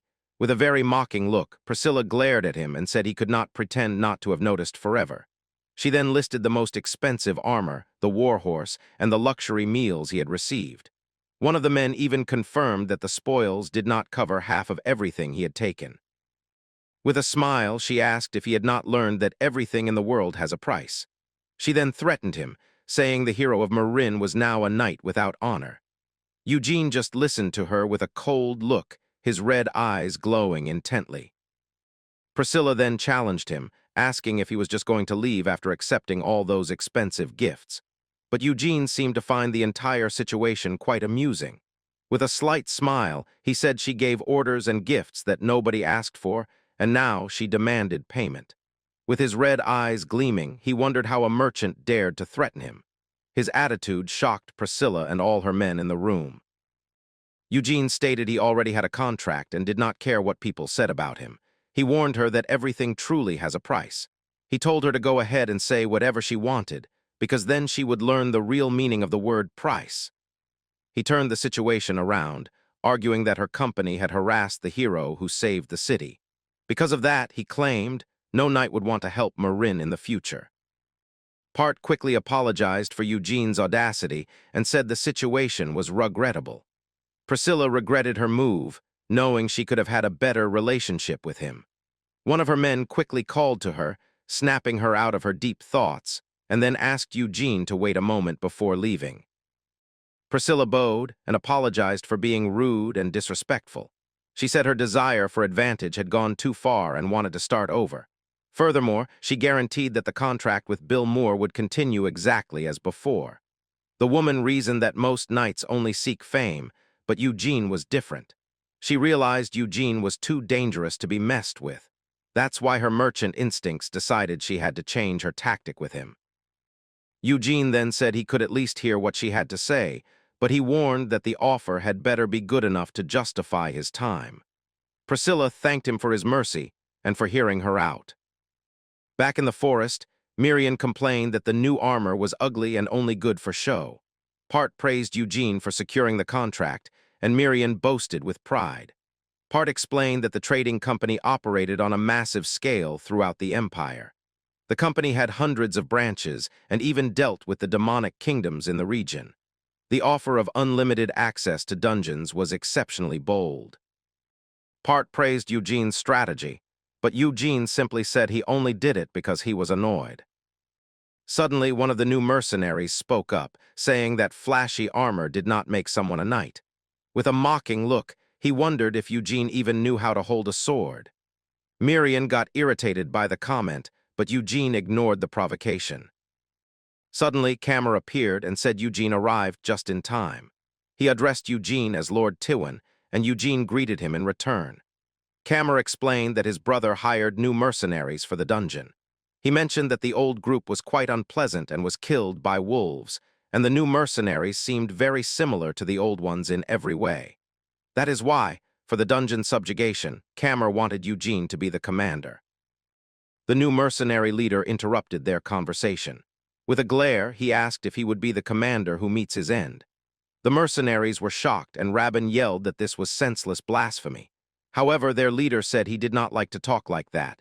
He said they were not on a picnic, because in a dungeon, human life is worthless, and it is natural to prepare for the worst. With a smile, Eugene stared at the man who stumbled over the word commander. Eugene then agreed, saying that if he died, the bald-headed jerk could take command. Miriam pointed at the man, and Eugene said he already knew everything. He was well aware that this was all a setup by the jealous Bertel. Eugene knew the plan was to use the mercenaries to take him out inside the dungeon. But with a wicked grin, Eugene thought it would be fun to ruin everything. In the dungeon, Miriam used her magic while Eugene prepared for the fight. Without wasting any time, Eugene charged forward and cut down the goblins with his sword. He moved with swift agility, taking out several monsters in his path. With a single blow, he cut down another goblin and continued to advance alone. The blade of his sword went right through a monster's head. The mercenary leader realized his reputation was no exaggeration. Eugene was at the front, killing dozens of enemies by himself without stopping. It was as if Eugene was a giant shield that gave the group a sense of security. The mercenary decided he needed to watch carefully for an opening to attack. With his poisoned blade, all he needed was one scratch on Eugene's face. Eugene told them to be careful, as the mid-level monsters were about to appear. He emphasized once more to the group that only the confident should follow him. The mercenary leader said that if the commander was going forward, they would too, because this was their chance. However, when Part and Rabin got ready to go, the leader told them to wait for now. Surprised, Part said that Eugene seemed to have something else in mind with this plan. Meanwhile, Eugene advanced alone through the cave's darkness. Alone, he remembered that the last time he was there was with the knight Galfredic. An image of his former battle companion appeared in his mind, because he thought that Galfredic was an excellent leader who always fought at the front. With that attitude, he would have cleared the dungeon even with that bunch of weak men. Suddenly, Eugene stopped walking and was lost in thought in the middle of the path. He wondered what the knight would have done in the same situation. Suddenly, the mercenaries finally surrounded him and revealed their true intentions. Eugene smirked and said they had finally dropped their disguise. Miriam appeared, and Eugene said that if they wanted to meet their end, he would grant their wish. Desperate, the men yelled for him to wait and wondered what was happening. The little fairy cast a powerful spell with a very wicked smile. Then, a wave of energy put out the torches, plunging them into the dark. Terrified, the mercenaries wondered how Eugene could use magic, too. In the dark, the leader yelled for them to stay calm and relight the torches. However, amidst the chaos and darkness, two glowing red eyes appeared.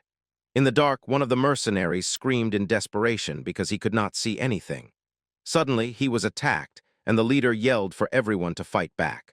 One of the men then realized they were attacking their own comrades. Amidst the screams of pain, Eugene used his new thread ability. With his eyes glowing red, he controlled the men and the carnage continued. The leader panicked and tried to light a stone to make a fire. He thought that without light, this was the perfect chance to escape alone. However, the man was left completely speechless when he realized what was happening. He could not hear anything and wondered why everything had gone silent. Suddenly, Eugene appeared behind him in the cave's darkness, and with a cold smile, he asked if the mercenary really needed light. Eugene then helped him, saying that human eyes are weak in the dark. The light revealed the bloodbath, and he asked if the man could see better now. He then questioned who the hunter was and who was the prey in this situation. The leader called him a monster as Eugene showed his sharp fangs. Back at the castle, a fierce storm raged through the night.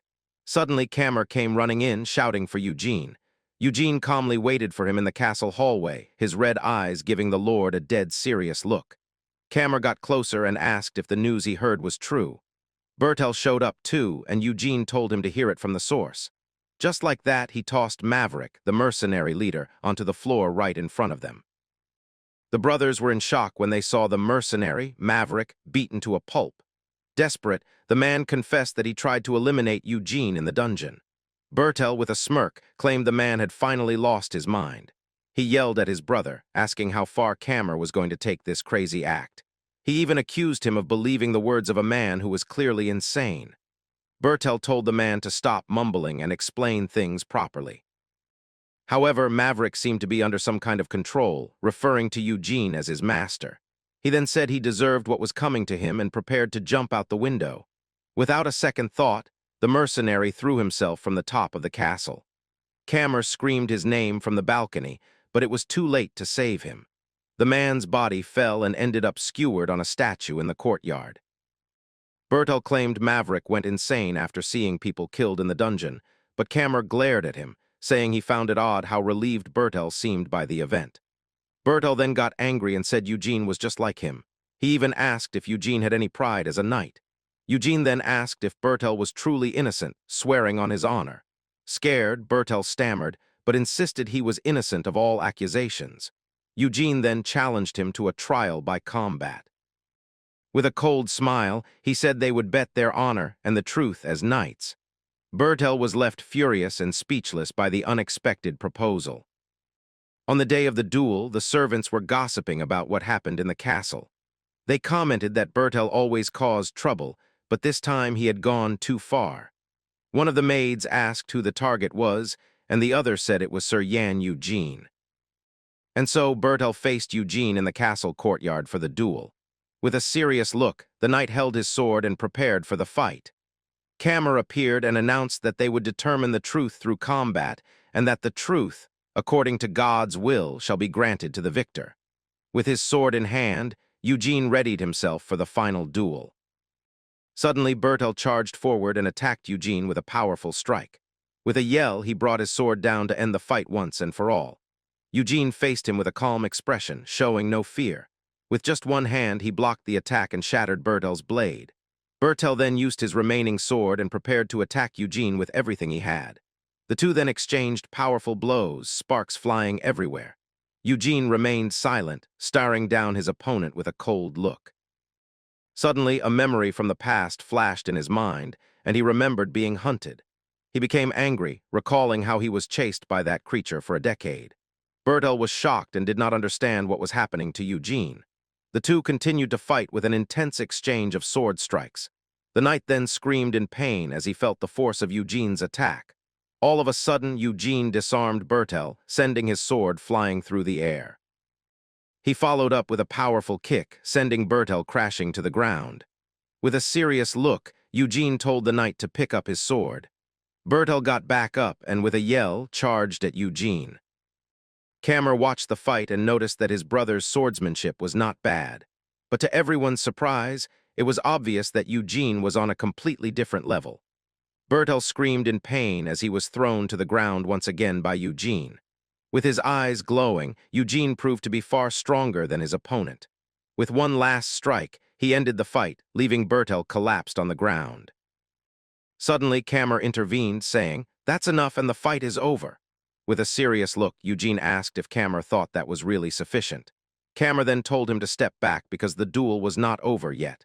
With his brother down, he declared the winner of the duel to be Sir Yan Eugene, but Bertel yelled that he could still fight and that he would eliminate Eugene with his own hands. Kammer told him to stop, as the outcome of the fight had already been decided. He also told him to act like a knight and admit his crime in prison. However, Bertel snapped, screaming that he did nothing wrong to Eugene. With his sword in hand, he screamed Eugene's name with pure hatred.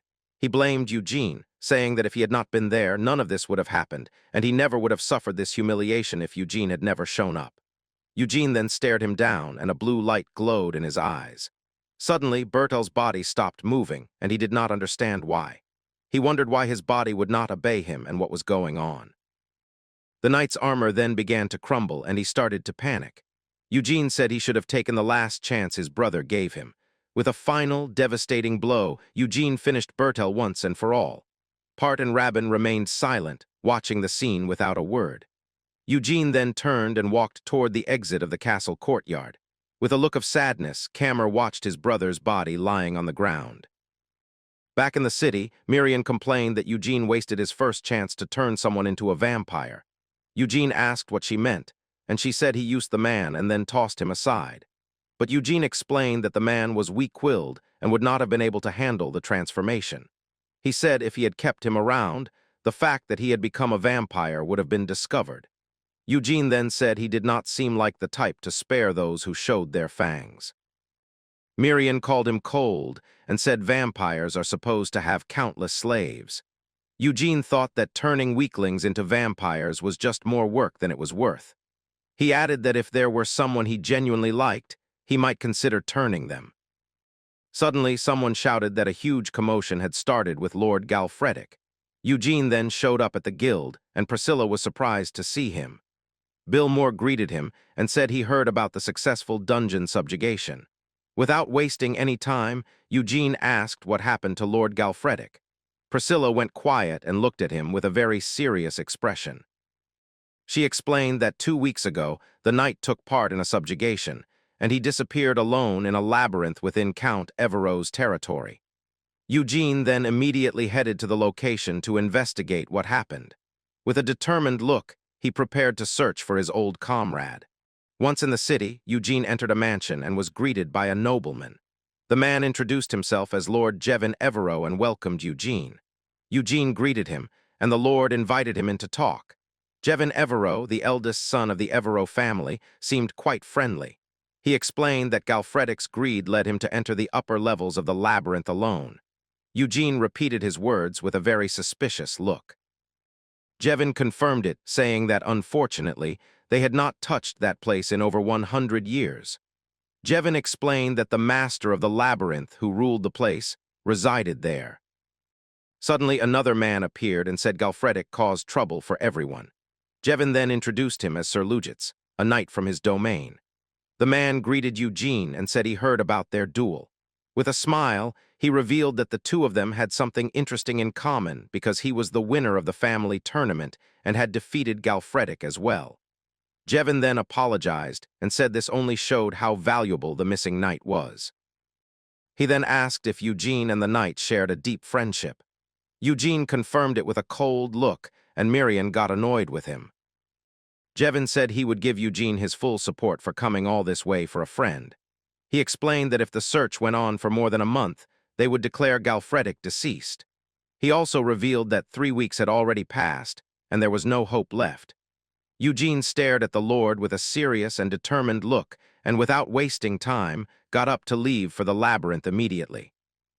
Jevin then said he would have a subjugation party ready in 3 days, and asked Eugene to rest and recover from his long journey. Eugene thanked him and said there was one more thing he needed. They had hired a mage and would bring her along to help with the search. Back in the city, Miriam complained that the new armor was huge and looked goofy. She also got annoyed with Jevin, saying he had no manners at all.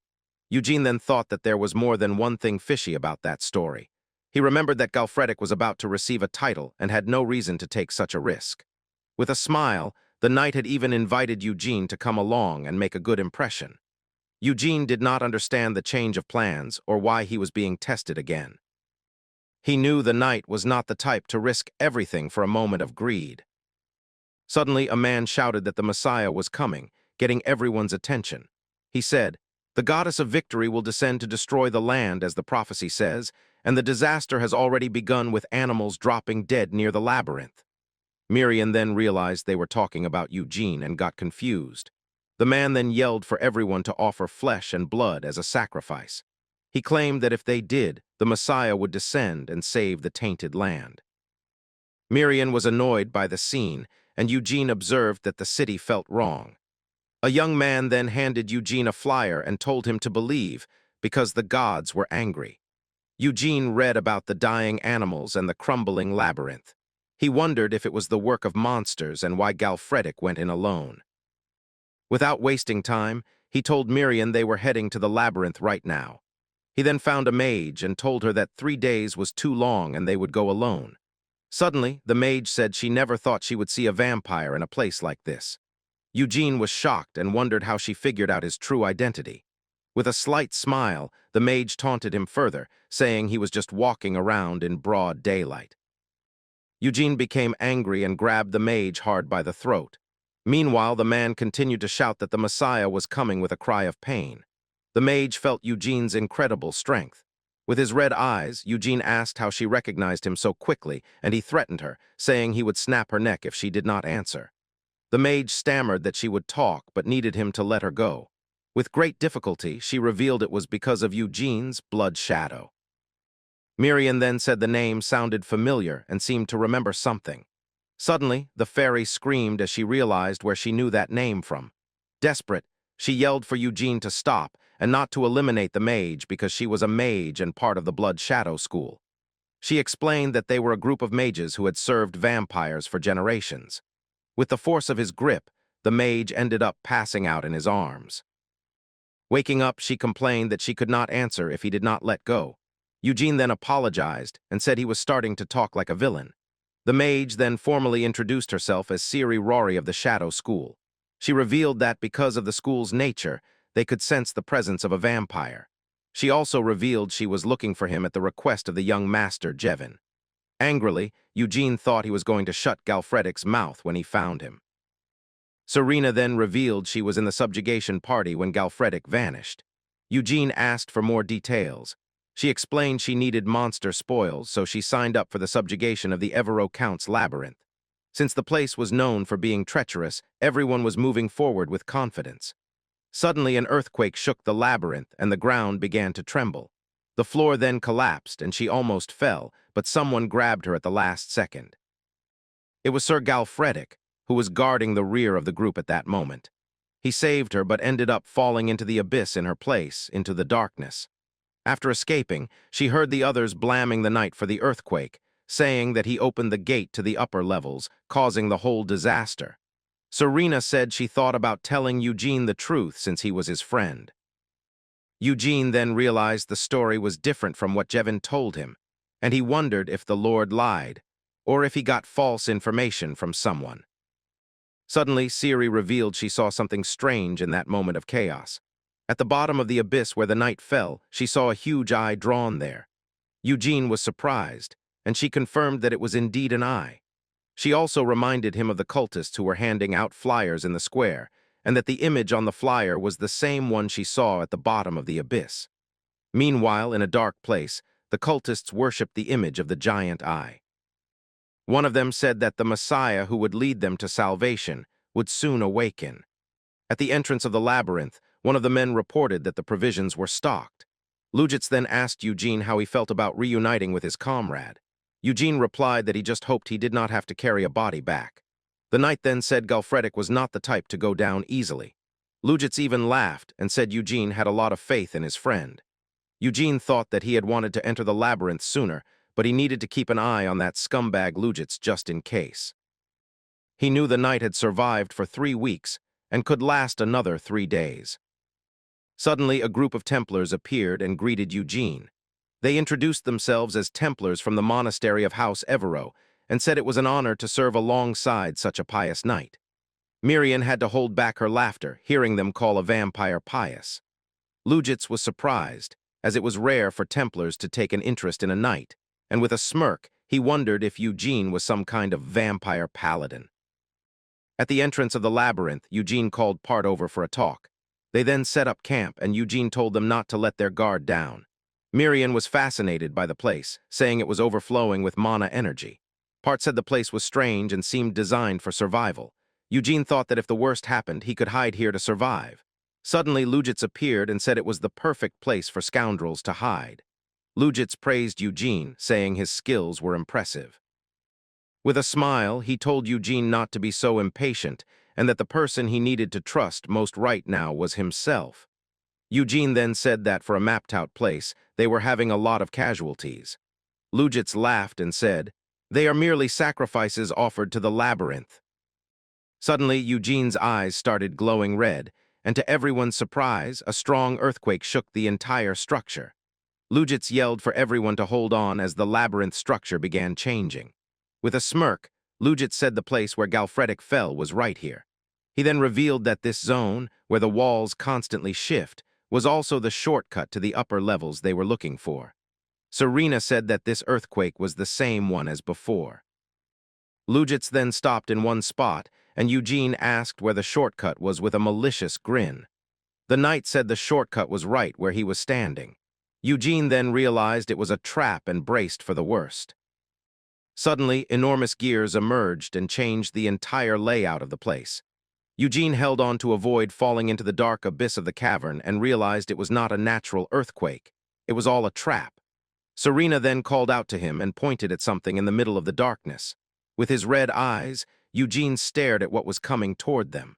To his astonishment, he found Galfredik tied up and severely injured. Without a second thought, Eugene rushed forward to save his friend. He got closer and realized the severity of the knight's injuries. Upon touching his face, Eugene sensed that something was very wrong. With his red eyes, he realized the knight was still alive. Suddenly, Miriam warned him that something felt off about this place. The fairy said she felt a different presence coming from beneath the cavern floor. A strong gust of wind then started blowing from an unknown direction. Everyone wondered where that powerful wind was coming from. From the depths of the abyss, a red light emerged, illuminating the darkness. With its glowing eyes, a giant creature began to rise. The monster revealed itself with an enormous body and purple flames all over. Before them appeared the fearsome Minotaur, the master of this labyrinth. Serena screamed in terror, and Eugene told her to protect the knight. The Minotaur attacked with full force, and Eugene charged into battle. With a leap, he dodged the blow and prepared to attack the creature. With his sword in hand, he readied himself to face the giant monster. Eugene then unleashed all his power, and a red light emanated from his body. Serena screamed in fear upon seeing the raw strength of Eugene's attack. With its giant axe in hand, the Minotaur got ready to attack with everything it had. Eugene braced for the worst. A red light then glowed, and the creature launched a powerful attack. The energy wave destroyed everything and sent Eugene and Galfredik flying. Galfredik was then thrown into the air, and Eugene was shocked by the scene. Without a second thought, he lunged forward to try and save his friend from the fall. He reached out his hand but could not get to him in time to save him. Desperate, Eugene screamed his friend's name as he fell. Suddenly, he was stopped by a spell and did not understand what happened. With his eyes glowing, Eugene wondered what the meaning of this was. Serena then warned him that the monster was a high-level minotaur and that even a vampire would be eliminated if they faced it head-on. With a look of rage, Eugene glared at her, his sharp fangs showing. With her dagger ready, she prepared herself, and the two faced off with serious expressions. Eugene then said she had crossed the line and called her by her name. Serena apologized, saying she could not just watch a vampire jump to his doom, and that attacking a minotaur head-on offered a minimal chance of victory. She added that if he wanted to save the knight, he needed to keep a cool head. The mage wondered if the labyrinth was even big enough to house a minotaur. Eugene stared at a blue light that appeared on the wall. Lujic then said he did not know the mage was capable of using earth magic. He added that she survived thanks to Galfredik and that she was a weirdo. Ciri then glared at Lujic with rage and called out his name with pure hatred. She remembered that it all happened so fast and felt guilty about what occurred. With a look of anger, Eugene realized that Lujic was the one to blame for everything, and that he was the one who had turned Galfredik into what he was now. Lujic then said he just brought the friend for the Lord to see how much he loved him. He grabbed Eugene and called him rude for accusing him. Eugene sensed a strange aura and realized something was wrong with his red eyes. He prepared to attack the knight with everything he had. Eugene attacked, and a strange tattoo glowed on Lujic's hand. Ciri then realized that monstrous strength was not really his, and a purple aura emanated from the knight's body as he used an inherited power. She explained that the crest granted inherited power and was a forbidden magic because the magic began to transfer power from non-human beings to humans. Lujits countered that forbidden magic was just wordplay by those who wanted to monopolize power, and that they were the chosen ones to survive when despair came to the world. Eugene then said Lujits stole someone else's power to defeat Galfredic and then bragged as if the skill was his own. With a malicious grin, Eugene said he would first make Lujits realize his place. The two then clashed, and a red aura emanated from Eugene's body.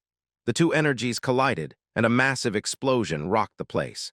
Serena was impressed by the power and wondered if a normal vampire could emit that kind of energy. With a smirk, Lujits said he was not the only one who was hiding his power. With a powerful punch, he attacked Eugene with everything he had. Eugene retaliated, and a purple aura emanated from his body during the fight. The knight warned that he had no intention of holding back in this battle. With the force of the blow, Serena was thrown far away, screaming in pain. Lujits then said all the labyrinth traps had now been exposed. With a wicked smile, he told Eugene to fall in silence. Eugene shouted Serena's name and prepared for the worst. The mage then used her magic and created a shield to protect Eugene. Lujits stared down Eugene with a serious and determined look, and with his red eyes, Eugene got ready for the final showdown. The knight then hid behind a wall and watched Eugene. Suddenly, he attacked with his sword, striking Eugene in the face.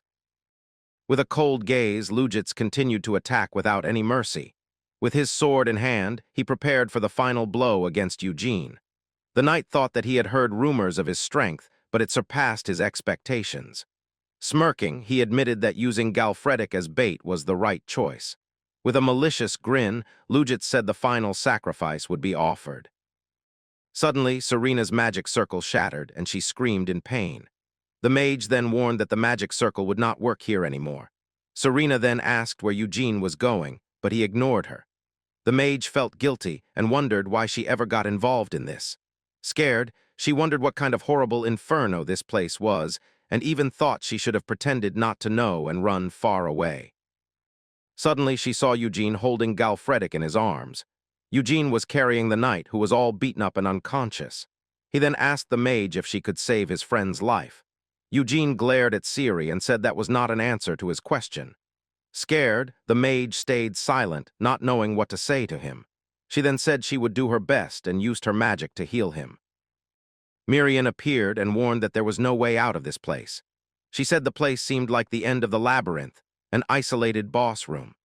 The fairy said that was what she wanted to warn him about earlier because she could not control anything here, even as a water spirit, and that the pool of blood had a different and strange consistency. Eugene stared at the pool with a serious and suspicious look and wondered if those eyes were what the mage saw at the bottom of the abyss.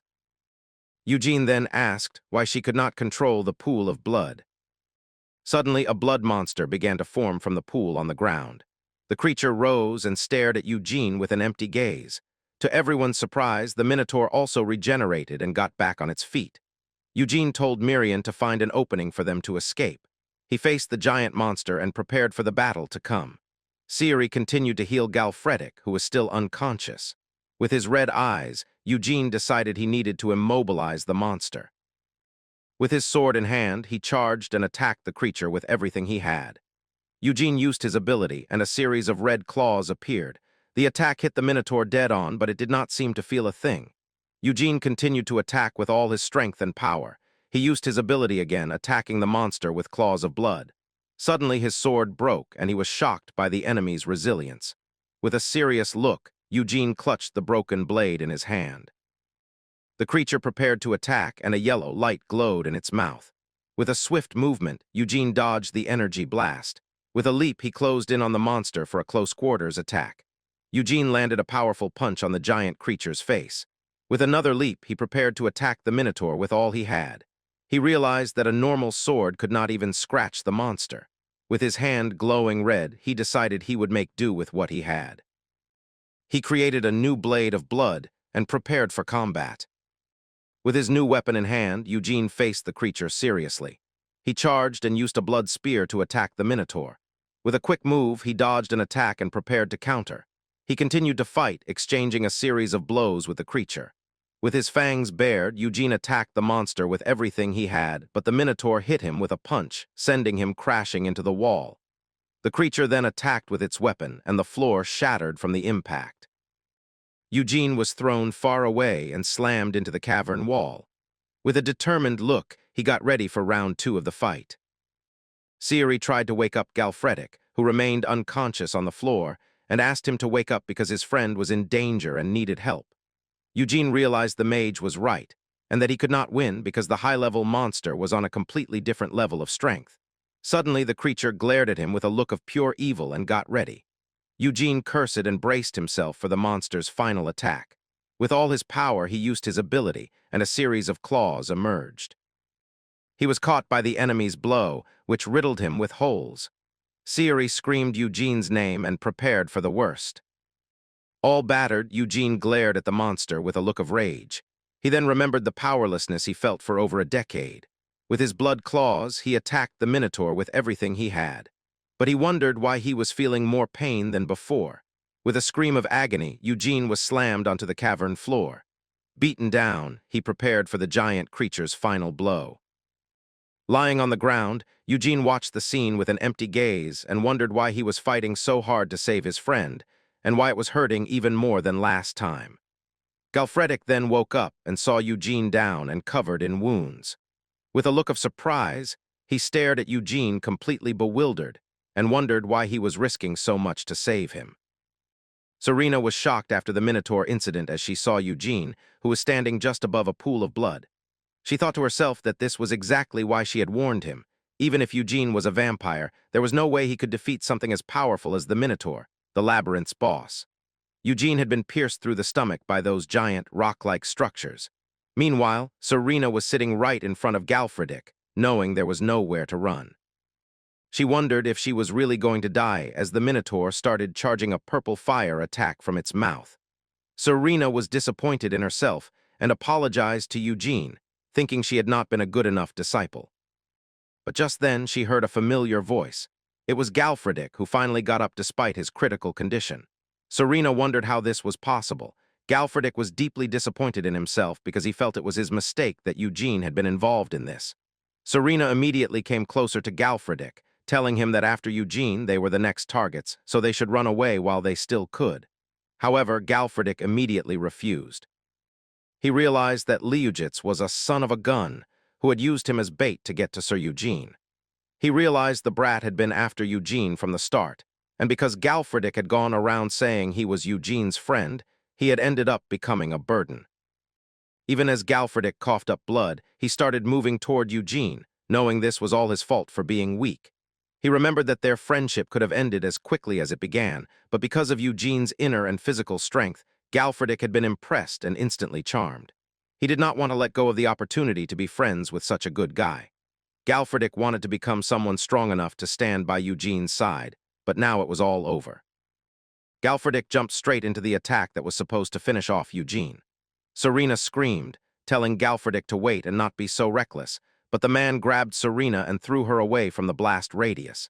He immediately apologized to Eugene for what he was about to do. As he looked at Eugene's face, he hoped that if he were to be reincarnated, he would be reborn as a knight who serves the boy infinitely as a good friend and servant to pay off his debt. While Galfredic was smiling, multiple piercing rocks flew toward him and pierced his body. With that, Galfredic's life finally ended. Eugene witnessed this horror with his own crimson eyes, experiencing the pain of losing his one and only real friend. This was enough to break something inside him.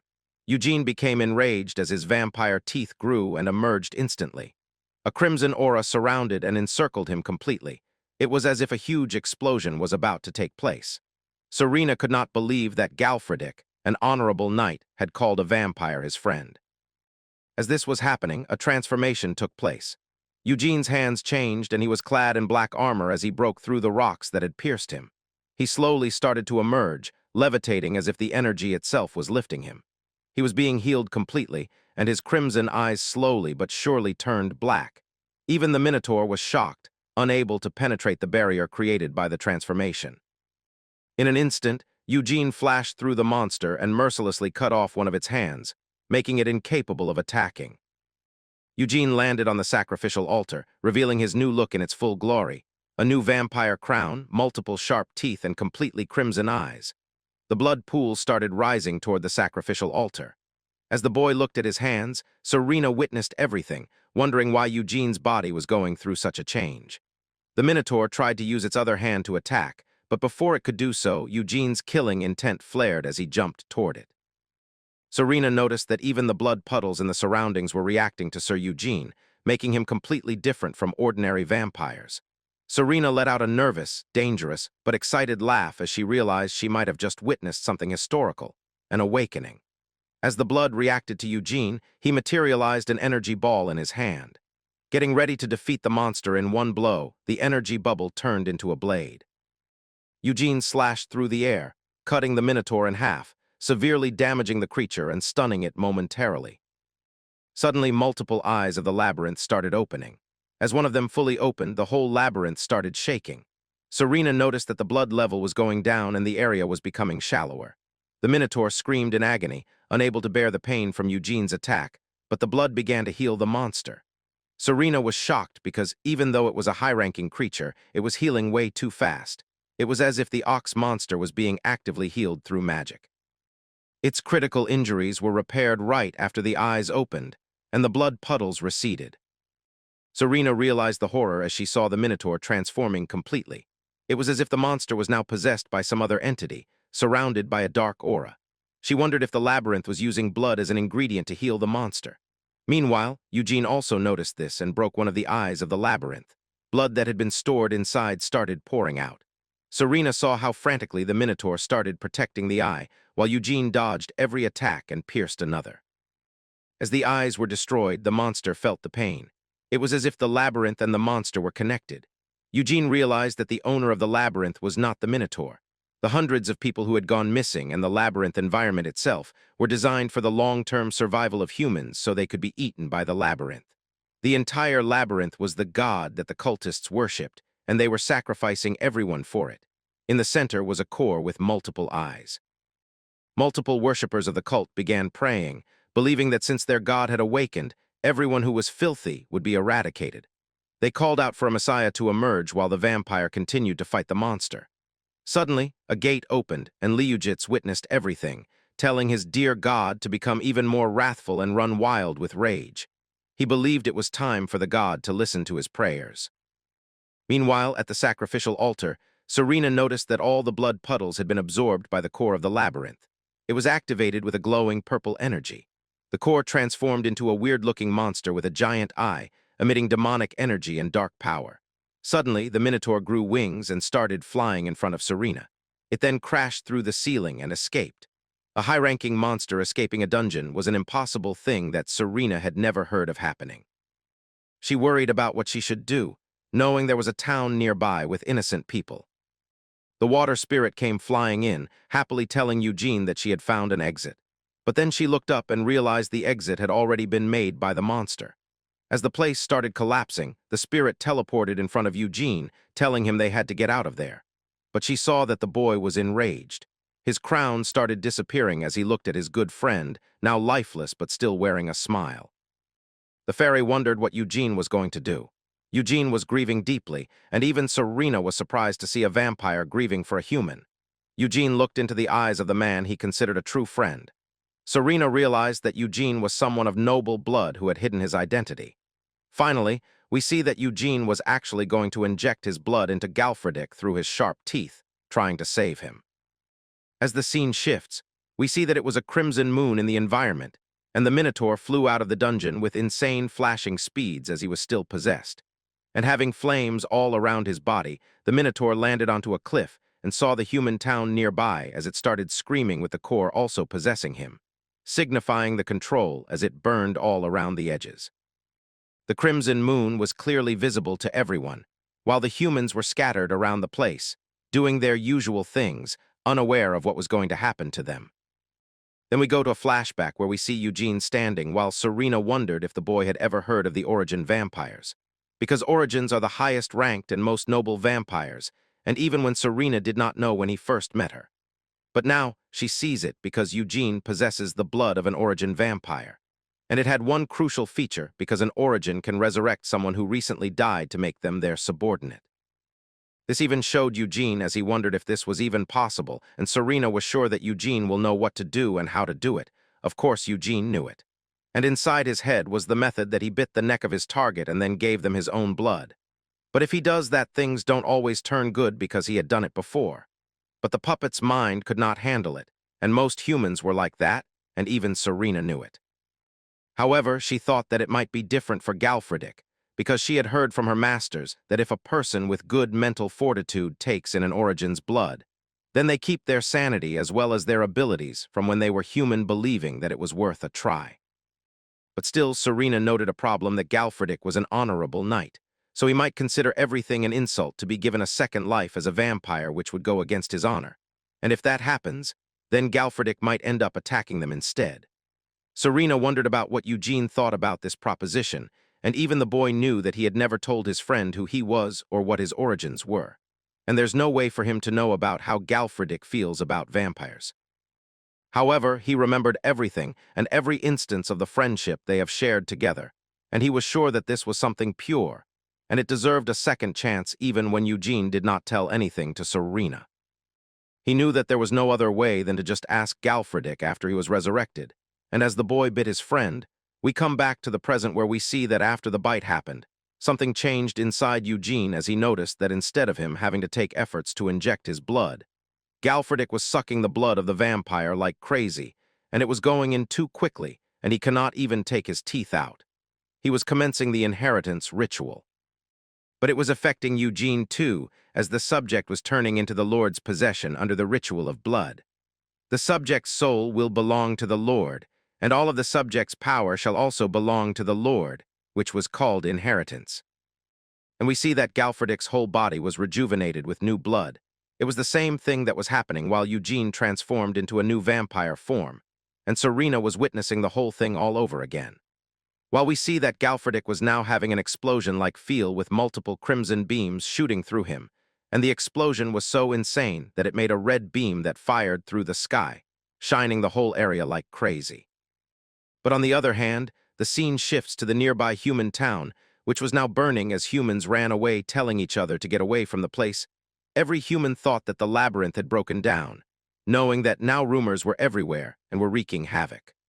Multiple snake-type rumors along with other insects were now preying upon humans, grabbing them mercilessly, and destroying multiple families without any eminent cause.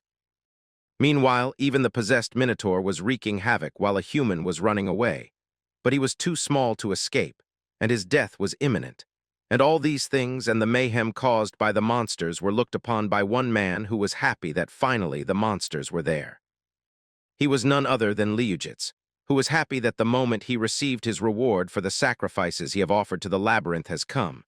And he was happy even more because the humans who were present there will think of him as an honorable knight, and will never know that the labyrinth and the brat planned all of this together. Humans were screaming in pain and agony, and the others were dead scared of what was going to happen to them, while Liujits thought that once the village's despair level is at an all-time high because of the Minotaur's attack, Liujits will appear and take the Minotaur down, and that will be his reward for having given up all those offerings to the labyrinth until now, and by using the human nature to seek salvation, the deeper the despair one is in.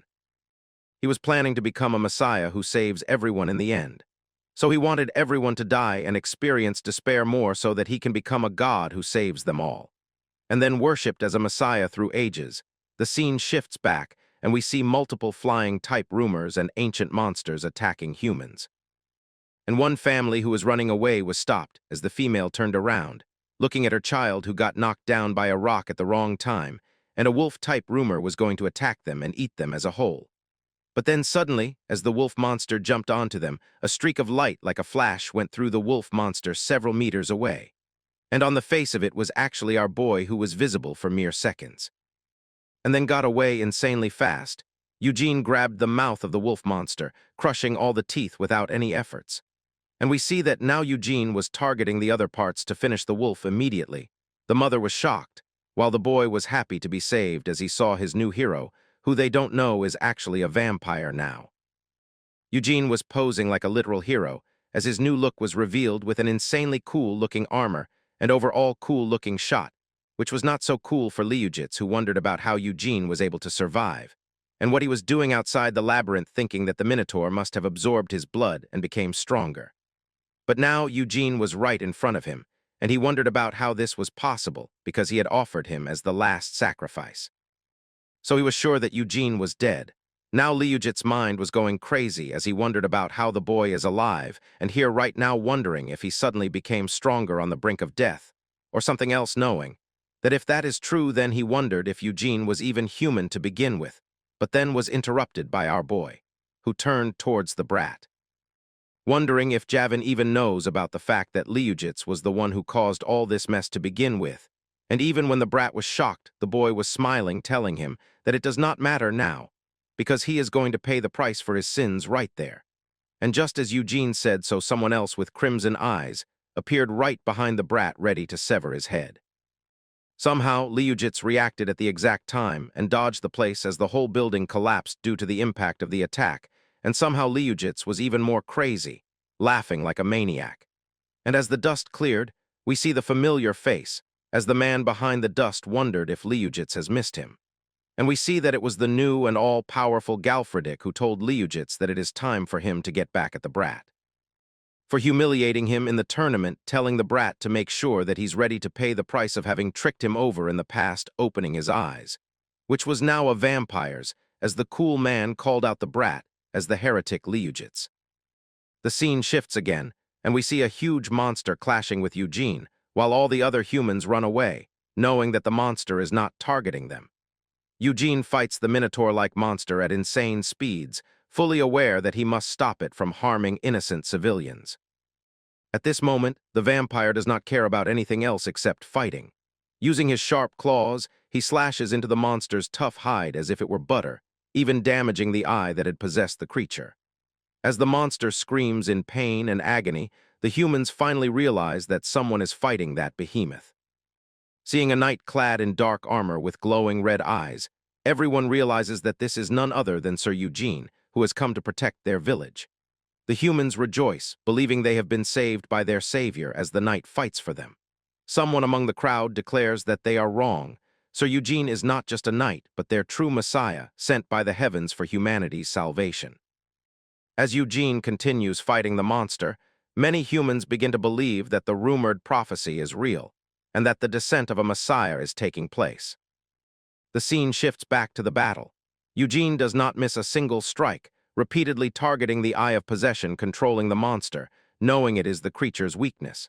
He immediately extends his vampire claws and pierces the giant eye. Blood splatters everywhere as the possession slowly fades, and the monster begins losing its strength. Eugene stands calmly, maintaining his balance so he does not fall. When the monster is finally defeated, the humans erupt into cheers. Eugene strikes a cool pose once again. The scene shifts to the cultists. The flames in the brat's hands begin to burn out, and the cultists cannot believe that their god has finally fallen, despite its overwhelming power. Their leader, Lugitz, screams in pain and agony as his power level rapidly decreases. The cultists panic, believing that a great disaster is about to occur. Lugitz refuses to give up. He shouts repeatedly that he has inherited the god's power and that he will become the god of the new era. However, standing before him is Sir Galfredik, and the brat is completely helpless before such an overwhelming presence. Despite his arrogant words, Galfredik effortlessly catches the sword Lugitz swings at him and snaps it in half, staring at him mockingly. He questions what happened to the heretic's borrowed monstrous strength, taunting him that now that their god is gone, no one will lend him power anymore. Lugitz wonders if Galfredik has always been this strong, believing that Galfredik's power has remained the same. At that moment, Eugene returns after defeating the giant eye monster. Galfredik turns to him and asks for his orders. Instead of asking for fresh blood, Eugene calmly tells him to kill every single one of them without mercy. Guys, we are so close to 100,000 subscribers, and I know you all are awesome. And you all can do it in no time, so please hit the subscribe button right now. And now enjoy the story further. Lugitz realizes that there is no escape. As Galfredik charges toward him, he tries to run, still delusional, believing that this cannot be happening. No matter how far he runs, Galfredic's newfound strength allows him to catch up easily. Galfredic stops in front of him, striking a relaxed pose, and asks mockingly where the heretic is rushing to. Addressing him as Sir Lugitz, he reminds him that he must pay the price for betraying Galfredic when he once trusted him. Even until the very end, Lugitz remains delusional, believing that he is not the monster, and that neither Galfredic nor Eugene are human. But before he can finish declaring them as monsters, his fate is sealed. The surroundings burn from the chaos of the battle. When the nightmare finally ends, word of what happened spreads throughout the Evergreen State. Eugene is hailed as a hero for saving the people, alongside Galfredic. Wherever they go, people throw flower petals at them. However, none of this matters to the vampire. The only thing that truly matters to Eugene is that Galfredic is alive once again. That alone makes everything worthwhile, because he came to this place to save his friend, and that is enough for him. As the sun sets, the scene fades. The scene shifts to the next day. Galfredic is visibly annoyed as something keeps splashing all over his face. We soon realize that it is the water spirit Marion, who is screaming non-stop about how worried she was that Galfredic had almost been turned into barbecue by the giant orcs. Meanwhile, Galfredic wonders what this puny thing is and why it is crying so loudly. Eugene looks amused and wonders if Galfredic can finally see it now. He explains that this creature follows him around everywhere. Marion is shocked by such a short introduction and immediately scolds Eugene, telling him that he is really mean. She clarifies that she is not it, and that her name is Marion, a great water spirit. Suddenly, Serena begins to notice something as well, and little by little, Marion becomes visible to her too. The water spirit does not care at all and proudly announces that she is Eugene's first contractor, and since the other two came later, that makes them her juniors. Before she can finish her sentence, Eugene grabs Marion and interrupts her, saying that even though she is annoying and talks too much, she still has some uses, about 1% or so. He also adds that the fact humans usually cannot see her is actually a plus. Galfredic and Serena had been hanging around Eugene for quite some time now, so it made sense that they could finally perceive the water spirit, especially since Serena is a servant of vampires and Galfredic has now become Eugene's subordinate as well. Eugene then explains that Galfredic will need to drink animal blood from now on. Even Eugene himself needs to drink monster blood about twice a month, although it depends on individual power. He is not sure how much Galfredic will need. Galfredic looks down at himself, noticing how his body feels different. He wonders if living a vampire's life means he now has to avoid sunlight. Marion immediately screams that this is a stupid question, saying that Galfredic is already a vampire, and before she can finish, Galfredic suddenly gets up and marches straight toward the sunlight, deciding to test it himself without any hesitation. Both Serena and Marion are shocked. Marion thinks Galfredic is an idiot because even Eugene had worked extremely hard to avoid sunlight. Eugene himself is stunned, not by what Galfredic is doing, but by the result. Galfredic is perfectly fine. Eugene cannot believe it and wonders how this is possible. Serena, however, remains calm and explains that Eugene is an origin vampire. Only normal vampires are burned by sunlight. Origin vampires are noble and supreme beings, and sunlight does not affect them at all. Because Galfredic is now an origin vampire subordinate, it makes sense that he is unaffected as well. Eugene decides to test it himself. He steps into the sunlight, watching as his black scales slowly disappear. He realizes he is completely fine. The sunlight does not harm him at all.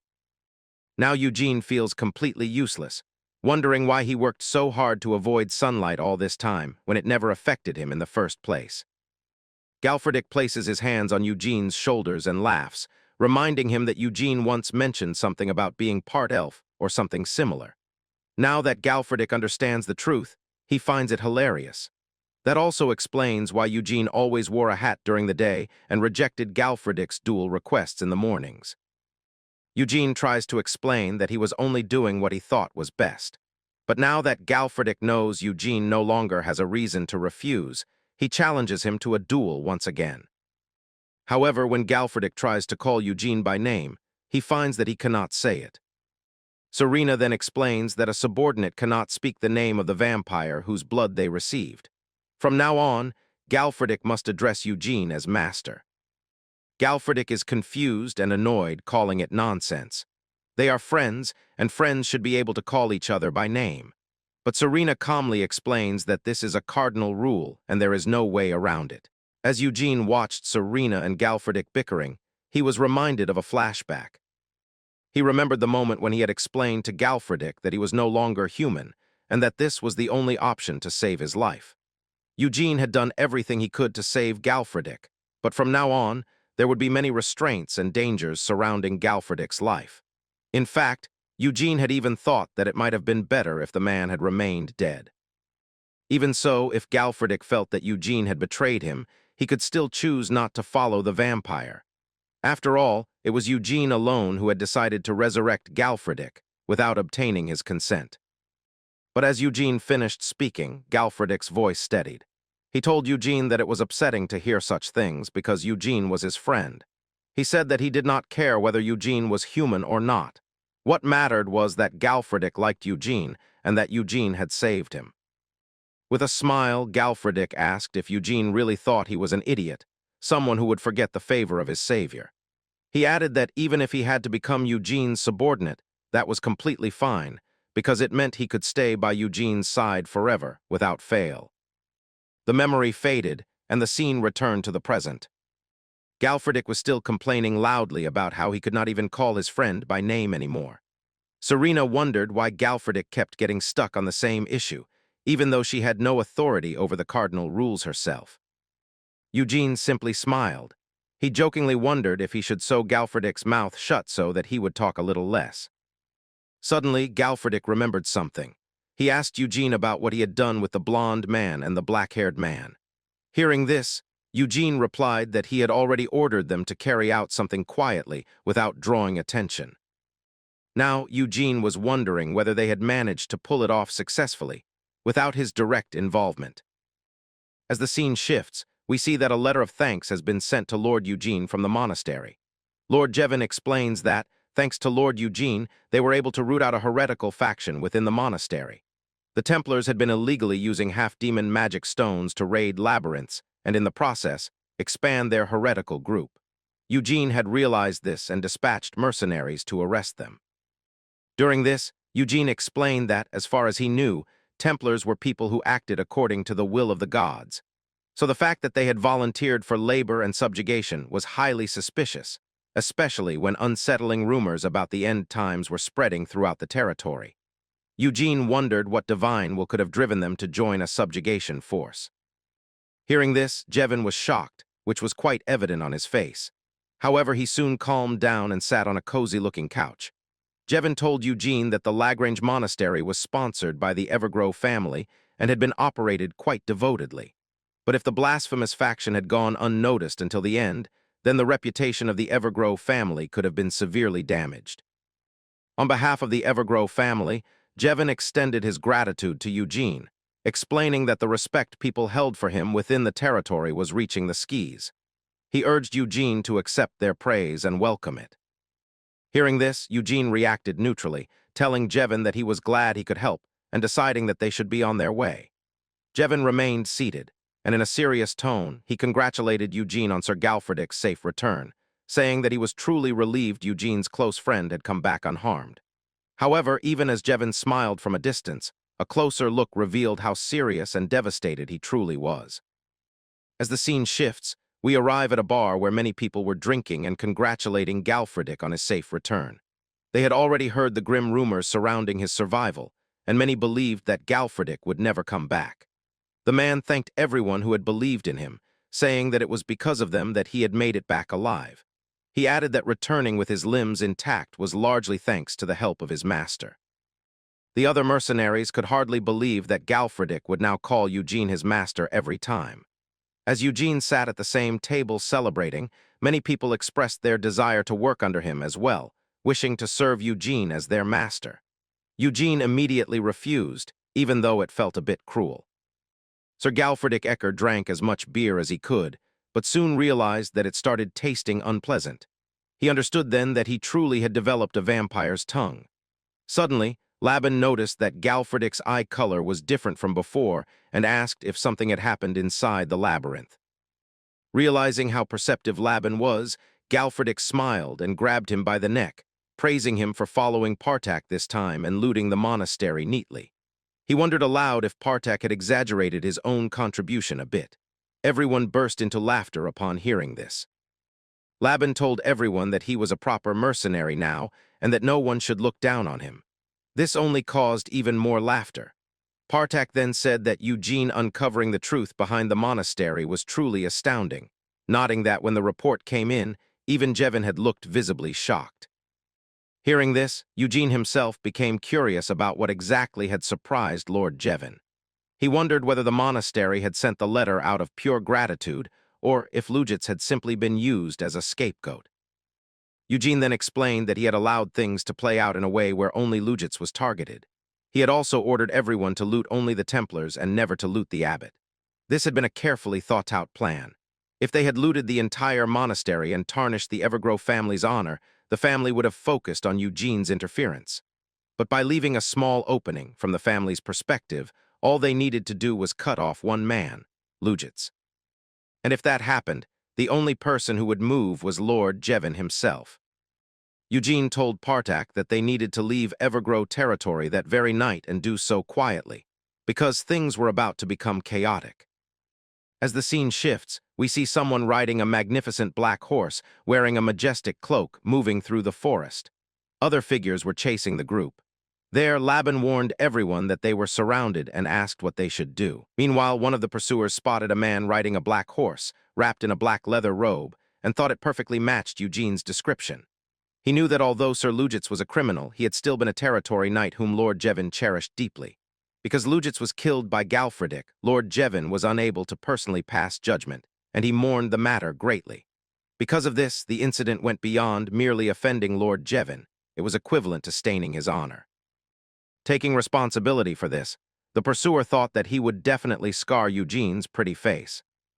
However, to his shock, when the cloaked rider turned around, it was none other than Partak. The knight who had pursued him was instantly cornered. At that moment, Eugene appeared behind the knight at an insane speed and slashed off his head cleanly, sending it rolling onto the ground without much effort.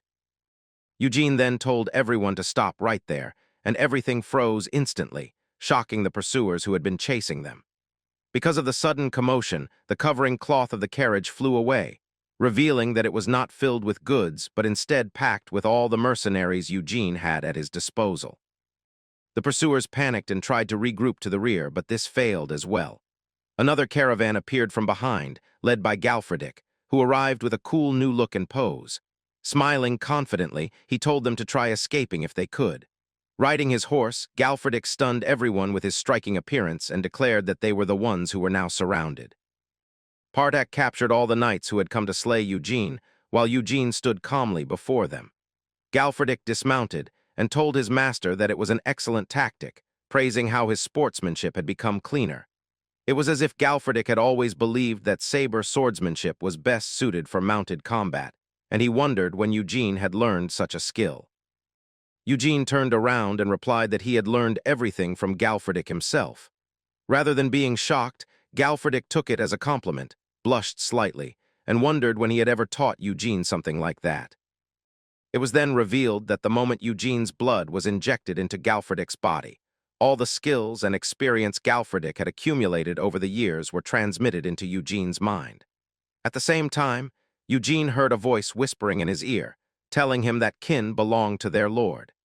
Eugene wondered whether it was a hallucination or some divine interference meant to help him survive. His thoughts were interrupted when one of the captured knights accused Sir Galfredic of being shameless for laughing after insulting Lord Jevin. The knight claimed Galfredic had not even appreciated the favor of being recommended as a territory knight and had nearly died in the dungeon due to his own lack of skill. Now, instead of accepting responsibility, he was shifting the blame onto Sir Lujitz, who could no longer defend himself. Hearing this, Eugene grew visibly irritated and considered intervening. However, Galfredic ignored the accusations entirely, simply observing the knights calmly. Eugene finally lost his patience and drew his sword, declaring that a knight should always be prepared to die. He announced that he would let one of them live to tell the tale, while the rest would be executed. Before he could act, Galfridic stopped him and suggested that they treat the captives as prisoners instead. Eugene paused and sheathed his sword, questioning Galfridic's reasoning. Galfridic explained that even among enemies, honoring the courage of those who fought bravely was an old custom. More importantly, if they demanded ransom from the Evergrow family, it would bring in money, which was the most important reason of all. Eugene remained unconvinced, wondering whether leaving their limbs intact would cause trouble later. Galfridic was confused by the question until Eugene picked up a wooden club and nodded, deciding it was sufficient as long as he avoided their joints so they could still work and move freely. Soon, the forest was filled with the screams of the pursuers as they realized their mistake and begged for forgiveness. When the scene shifts, we see the same knights now missing a few teeth and suffering from muscle swelling. Despite this, their eyes were filled with relief, believing that they would be treated well in such a wealthy place, especially since it was the first time they had ever received such generous treatment as prisoners. As the knights were taken away, Priscilla appeared with a smile and told Eugene that they could cover the lodging costs for this level. Now Eugene and Priscilla stepped out of the building as Eugene told her that they would soon be receiving the ransom for the knights from Lord Jevon. Priscilla was shocked, wondering if Lord Jevon was the eldest son of the Evergrow family. However, Eugene did not care and told her that since they were territory knights, their ransom price should be fairly high. Eugene then handed his armor to Priscilla, asking her to repair it. He explained that even though they claimed a dragon's tooth could not pierce it, the armor had still been punctured easily by a single skewer. Priscilla assured him that she would reinforce it and make it much sturdier. Eugene also mentioned that he wanted a new set of armor for Galfridic as well. Hearing this, Galfridic was visibly excited and asked if it was truly meant for him. Eugene replied that since Galfridic was his man now, he should at least maintain the same level of dignity alongside him. Galfridic was deeply pleased, feeling that this was exactly what he expected from his master, and he was glad that he had chosen to follow Eugene. On the other hand, Priscilla was also happy, thinking that she truly had a good eye for people, since Eugene had managed to recruit the famous Galfridic of all people.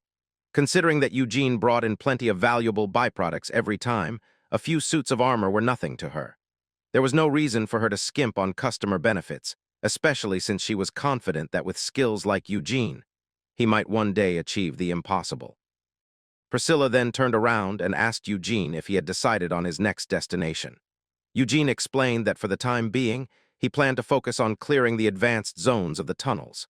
However, Priscilla reminded him that greater dreams always require more money. She mentioned a certain gambling opportunity she knew of and asked if Eugene would be willing to take it on. As the scene shifts, we come to the Evergrow Palace building where the prince was really shocked, thinking that nobody was of any help at all. Because all those knights who were sent by the prince to deal with our boy, Eugene, were not able to handle a single person, and on top of that, they were captured as hostages instead. Now the prince was really annoyed with Eugene. But he already knew that the boy was stronger than Lujit's. But what he did not know was the fact that he was that strong, that he dealt with all the knights.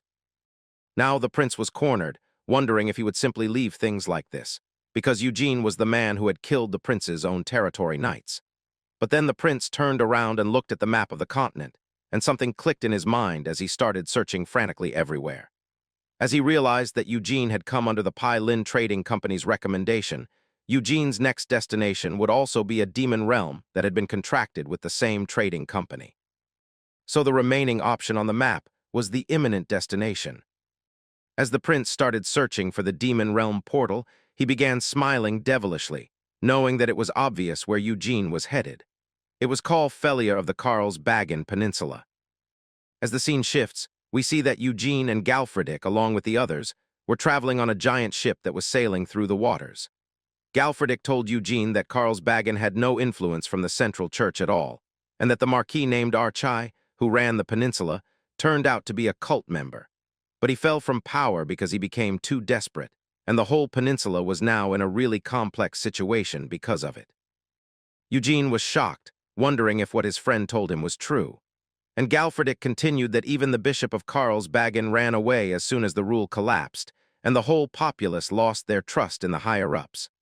But for Eugene, it was really good news, and Galfridic also smiled, looking at how Eugene had already seen an opportunity. But then Marion came flying around like the water spirit she was, screaming and pointing toward Serena, who was forming multiple rainbows. As we come to know, the mage was seasick and could not handle traveling inside ships. Galfredick was getting annoyed as he came toward the lady, telling her that if she gets seasick, then she should not come with them. But as frail as she was, Serena got up and gave her usual excuse about how she thought that her magic would be of help to the noble origin. Galfredick was not ready to fall for that, wanting Serena to tell her real purpose, calling her a creepy raccoon. Then she told the man that she needed a lot of materials from monsters to create a chimera, because it was their faction's ultimate goal and calling, which was to research and create their own chimera whenever they could. But still, Serena turned toward Eugene, telling him that she was not lying about wanting to help the boy, swearing on her faction and the magic she had learned. But now Galfredick was teasing the lady, telling Eugene that the lady wanted to imply for Eugene to throw her out, even when she was useless. But now Serena started taunting Miriam, thinking that moreover it should be the spirit who should reveal her purpose, because a spirit entering into a contract with a vampire was never heard of before. But Miriam was clear, as she was sleeping on the shoulders of Eugene and told Serena that she would be together with the group, because she gets to travel and collect gold. Serena was not ready to believe that there were spirits in the world that liked money, but Miriam told Serena to pay her at least before abusing her. Galfredick then turned toward Eugene, laughing and guessing that all of them had their own purposes, but still, they knew how great Eugene actually was. Both of them then turned toward the mercenaries, while Galfredick told Eugene that even the mercenary friends saw some great necessity in him, so they decided to follow him without any money. We also see Laban, who was fighting with Patrick in a hand-wrestling match, while Patrick was constantly taunting Laban, wondering if he should use a finger instead. Then Galfredick turned toward Eugene, wondering about what his purpose was, because even after being a friend for so long, Eugene had never told anyone about it. Then the man started thinking about his own purpose, knowing that for now he had only two goals. The first was remembering who he was, and then taking revenge, recovering all his memories to figure out who he actually was, and then using the red mana crystals to become stronger so that he does not die like he did in his past life. And then he would challenge the kingdom's central church and the paladin that had killed him previously, as they were always after vampires. So Eugene knew that he could never let his guard down. But as we come back to the present, Galfredick saw that Eugene was lost in deep thought. Then he turned around, telling the boy that he did not have to tell his friend if he did not want to, because Galfredick did not really care about what Eugene's goals actually were. For him, living a new life thanks to his friend was enough, and the man was sure that they were going to have all kinds of fun in the future together. So he was actually already excited for it. Eugene wondered if Galfredick did not want many bigger things in life because now he was bound to him. But for Galfredick, this was the bigger thing in life, because a knight should chase after honor and glory within battle. And for him, basking in the sun and traveling was really great, because if he were dead, then he would be floating through the dark and dim rivers instead. Thinking about that, Galfredick thanked the man once again, promising Eugene that his goals were now the man's goals as well. All Eugene needed to do was give Galfredick his order, and the man was ready to do whatever he could for the vampire. Hearing that, Eugene was surprised. But then Miriam started calling out to Eugene, telling him that even though she liked gold, she liked being with him a lot more. Miriam was not ready to believe that Eugene was giving up on everything, thinking that the boy was still going to save up gold and build a whole golden castle and all. Even when Serena was still puking, she was also ready to help as much as she could as well. And even the mercenary group was ready to help, and they did not even need money, which was completely opposite of what mercenaries usually were. But Serena was really weak, as she told the man that she would like the materials from the monsters. Eugene told her that it would depend on how much she contributed, and Serena promised to do her best. And even when Eugene was suddenly feeling responsibility on his chest and was getting annoyed, he knew that a lot more people were now needing his protection. But still, it was strange for him, because he did not actually feel bad about it and wanted to protect them instead. As the scene shifts, we finally get to the Carl's Peninsula, and inside the harbor city named Muffin, already waiting at the harbor, was a man named Byrne, who welcomed Eugene as he came to greet him on behalf of the trading companies. Byrne from the Muffin branch was the captain of the mercenary guild and was ready to guide Eugene to the barony. Byrne told Eugene that they needed to get going right away, as they had a tight schedule, wondering if it was all right. Eugene already agreed without any fuss, knowing that he needed to go anyway. As the scene shifts, we see that Eugene was riding the same horse, while the others from the mercenary group were walking along with a carriage. And as Byrne was leading them, he explained that the barony was one of the few places in the peninsula that was managed properly. But as they had not even been able to kill one intermediate-ranked monster, things were getting really problematic. Eugene wondered if this was because of the wyverns roaming around that he had heard of, and hearing that, the captain explained that these creatures always strike them and interfere whenever they attempt a raid. They only ever attack after exhausting the mercenaries. After hearing everything, Eugene realized that these creatures were really advanced monsters, but this might be the chance for Eugene to get his hands on some red mana crystals.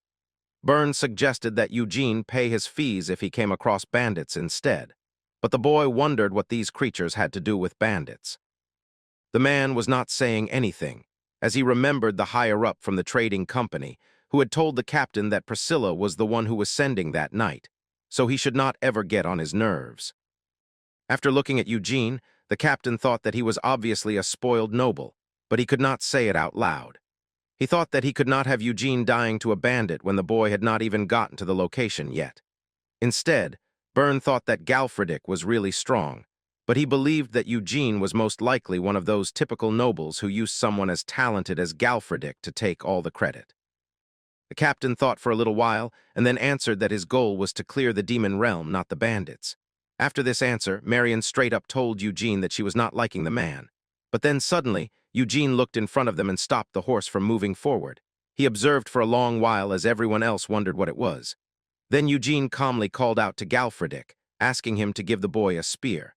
Galfredick did so while the captain wondered what was happening. Suddenly, Eugene started using his full force and was ready to throw the spear in a straight line. And it was so fast that it made a whooshing sound, cutting through the wind and going straight through, piercing the head of one of the bandits without missing the mark. The others were shocked that they had been found out, but still thought that they would be able to win if they attacked. Then, from the bushes, multiple bandits came out, ready with a variety of weapons at their disposal. Byrne was now completely scared, wondering how they were ambushed and why he did not even sense their presence at all. On top of that, he wondered how Eugene was able to notice them when he could not. Eugene got ready on his war horse, telling Byrne to protect the carriage instead. But Byrne was hell-bent on making our boy pay the fees, thinking that he might get injured if they got into a conflict. Now he was getting on Eugene's nerves without even trying. Even though the boy was completely annoyed, he only told Byrne that the man was worrying too much. Eugene then straight up called out to Galfredick, and they started going toward the bandits without even waiting for the mercenaries who were there to protect them. But Byrne still thought that Eugene was just a spoiled noble, thinking that he had a bad feeling from the start, and that Eugene was just another irresponsible and overconfident noble. But now the scene shifts to the room after the fight, and we see that Eugene was checking out a sword, knowing that just from the material alone it was a weapon of considerable quality. Wondering why mere thugs like them possessed something like this, Eugene was shocked. While all the bandits knelt in front of our boy, telling him that they took the weapons from the scoundrel who bragged about stealing it from the Fairchild family, and that Eugene could have everything so that he could spare the lives of those people. They were even ready to become Eugene's slaves if they were spared, but Eugene knew that if he would include them outside, then there were too many of those bandits, and the food costs would be high. The bandits were so desperate to live that they told Eugene that it was fine, and that they were not hungry, ready to starve to death, but they just wanted to drink some water. Meanwhile, the mercenary captain was shocked at how he had thought Eugene was just a snotty noble when he had wiped out 4 gangs of bandits who were the villagers, Bane, in just 2 days. The man remembered Priscilla, finally realizing that Eugene must be the person of the merchant guild whom the wise managers had sent personally, and that he was actually capable of it. Meanwhile, as the other villagers saw the bandits crying and begging for the boy to spare their lives, they wondered how they were kneeling so easily when they had caused such havoc in the village. But Eugene did not care as he turned towards Galfredick, knowing that they could not be held because their schedule had been delayed, so they should move out immediately. But then one of the villagers came towards Eugene, asking him to wait and asking him about what he would do to the remaining bandits.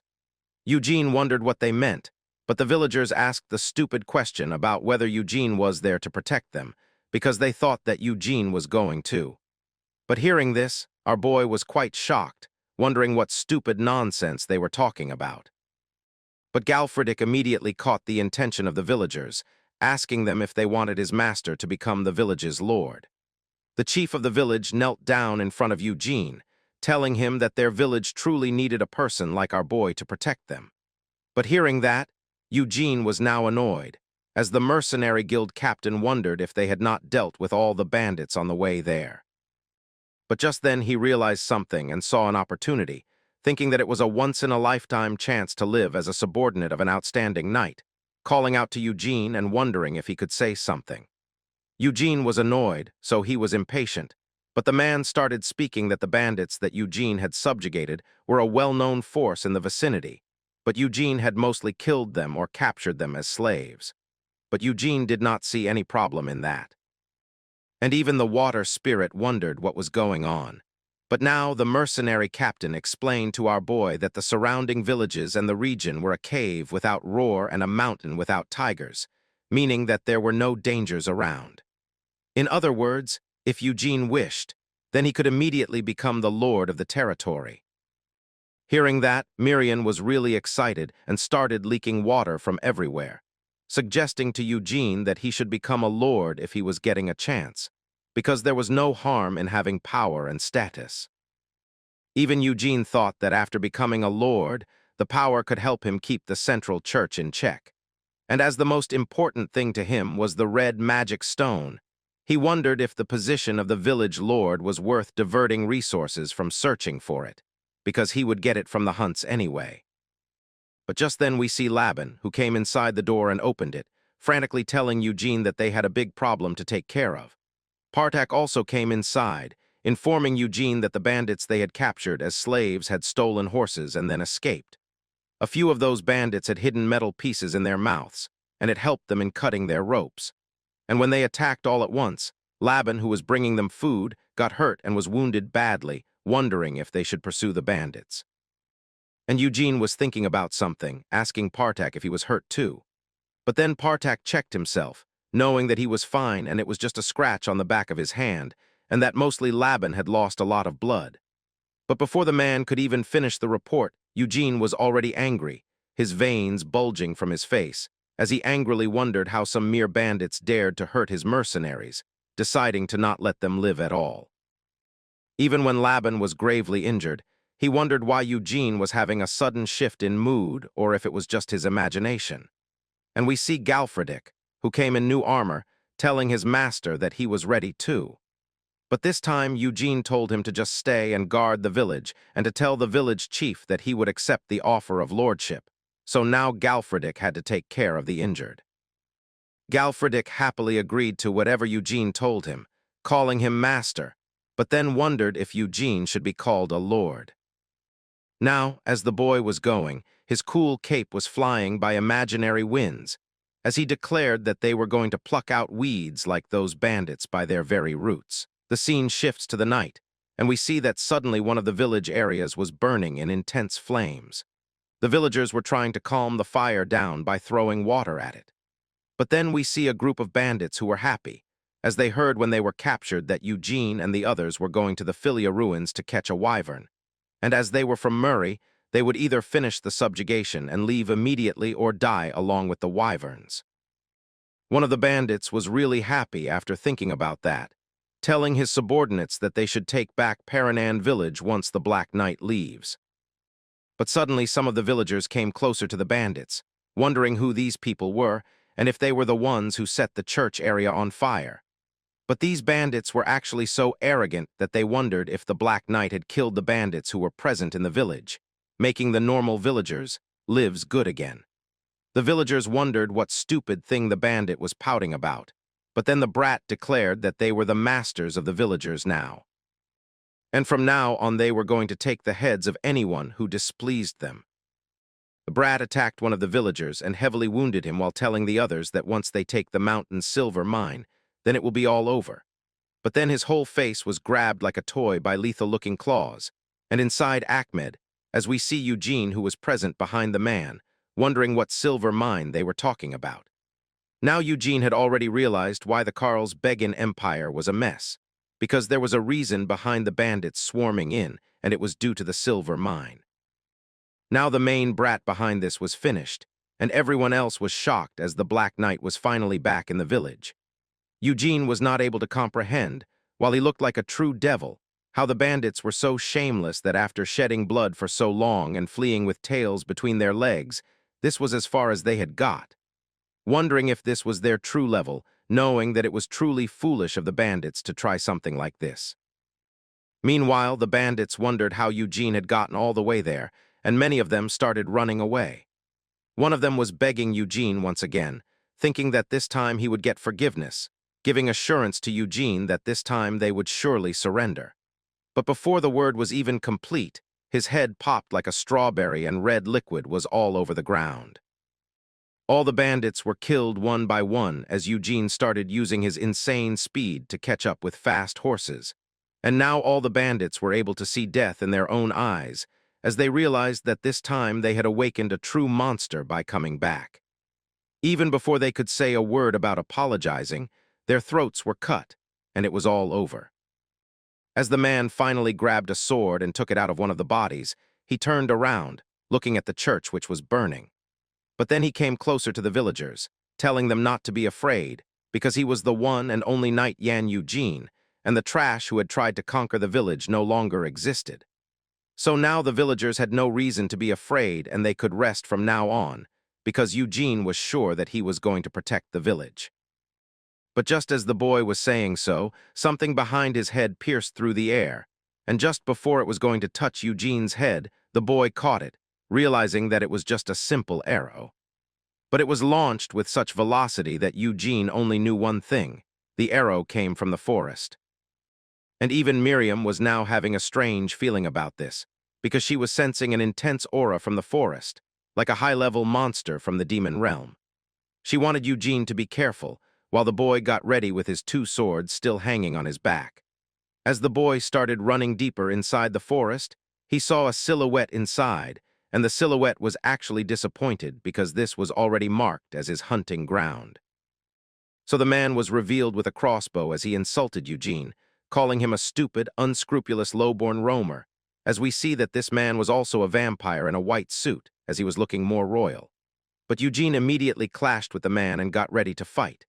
Even Eugene analyzed the vampire fangs and the red eyes, maintaining his distance from the new vampire that they had got. This new guy was shocked that Eugene was a vampire himself, wondering why he was so surprised. But then the brat thought that maybe it was because Eugene was a low-born roamer that he was feeling surprised, and that must be why he was wandering around looking so ungrateful. It is then that the white vampire introduced himself as Melmong, and this vampire had the blue blood of the Nafaris clan. And the vampire thought that he was going to command our boy, telling him to burn to ashes, calling him a stupid roamer once again. But as the scene shifts, we see that the vampire Mondo was deeply wounded, injuries covering his entire body. He sincerely apologized to our boy Eugene for not recognizing him, knowing full well that he deserved a silver nail through his heart. We then see a flashback where Mondo realizes that Eugene was wielding a sword infused with silver. The moment Eugene drew his blade, Mondo immediately understood. This man was definitely an origin vampire. If Mondo did not act carefully, the downfall of his household would be inevitable, and things would only worsen from there. Eugene, however, knew that the brat was not actually the Lord of Nefarious, but merely a child. He wondered whether the boy's father had taught him to attack his own kind. Now completely terrified, the brat repeatedly apologized to Eugene, admitting that he had acted on his own foolish accord. He begged Eugene to show mercy to everyone and asked that, if someone had to die, Eugene should kill only him. Even the water spirit Marion realized that this vampire had no shame. However, from the book Serena had made Eugene read, he knew that vampires considered the one who turned them to be their parent, and that vampire society placed immense importance on family and hierarchy. Eugene wondered whether he should threaten the brat a little more. After all, what reason did he have to trust Mondo after everything he had done? At that moment, the white-haired vampire panicked completely, swearing on the nefarious bloodline and on his father's name that he would do absolutely anything if Eugene were willing to forgive him. This was exactly what Eugene wanted. He wondered whether the brat would truly do anything for him. As the scene shifts again, we see Marion flying around, confused about why Eugene wanted the brat to spread rumors about him. Even though he was a vampire, and even though she knew it was good for people to learn about their new lord, she found it hard to believe that the brat would listen to someone like Eugene, especially after being threatened. Eugene, however, knew that since the brat had sworn on both his family and his father's name, he could be trusted. Still, the water spirit remained doubtful, having heard that people of the Dark Age were known to be arrogant and cruel. Now clearly annoyed, Eugene turned toward the small creature and reminded her that he was one of them as well. Even so, the spirit continued to feel uneasy. This irritated Eugene so much that he briefly wondered if he should smack her on the head.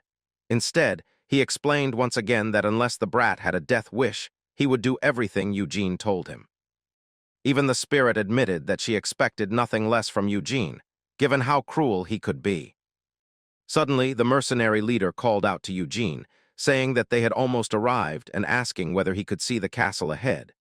Eugene turned his gaze away from the spirit and saw the large castle belonging to the Baron. The mercenary leader hoped that the journey had not been too rough for Eugene as they entered the castle. We then cut to the Baron, who was casually opening an envelope and acting carelessly. Eugene questioned why the third raid unit had received no reinforcements, demanding an explanation from the clumsy old man. Even the Baron knew that he was in a complicated situation. For Eugene, this news was sudden. Even if one had never been a parent, being a lord was difficult, managing finances, armies, and countless responsibilities. Still, the old man believed that since Eugene was a skilled knight, he would understand. And Eugene did. Calmly, Eugene accepted the situation but stated that, in that case, the knight's pay would need to be increased. At first, the Baron was shocked, but Eugene explained that since they had already failed to raid the site twice, they had learned nothing. Now that a third attempt required even more manpower, and the Baron was unwilling to provide additional support, the least that could be done was increasing their pay, especially given how dangerous the situation was. The Baron froze, an unsettling smile forming on his face as he realized things were no longer going in his favor.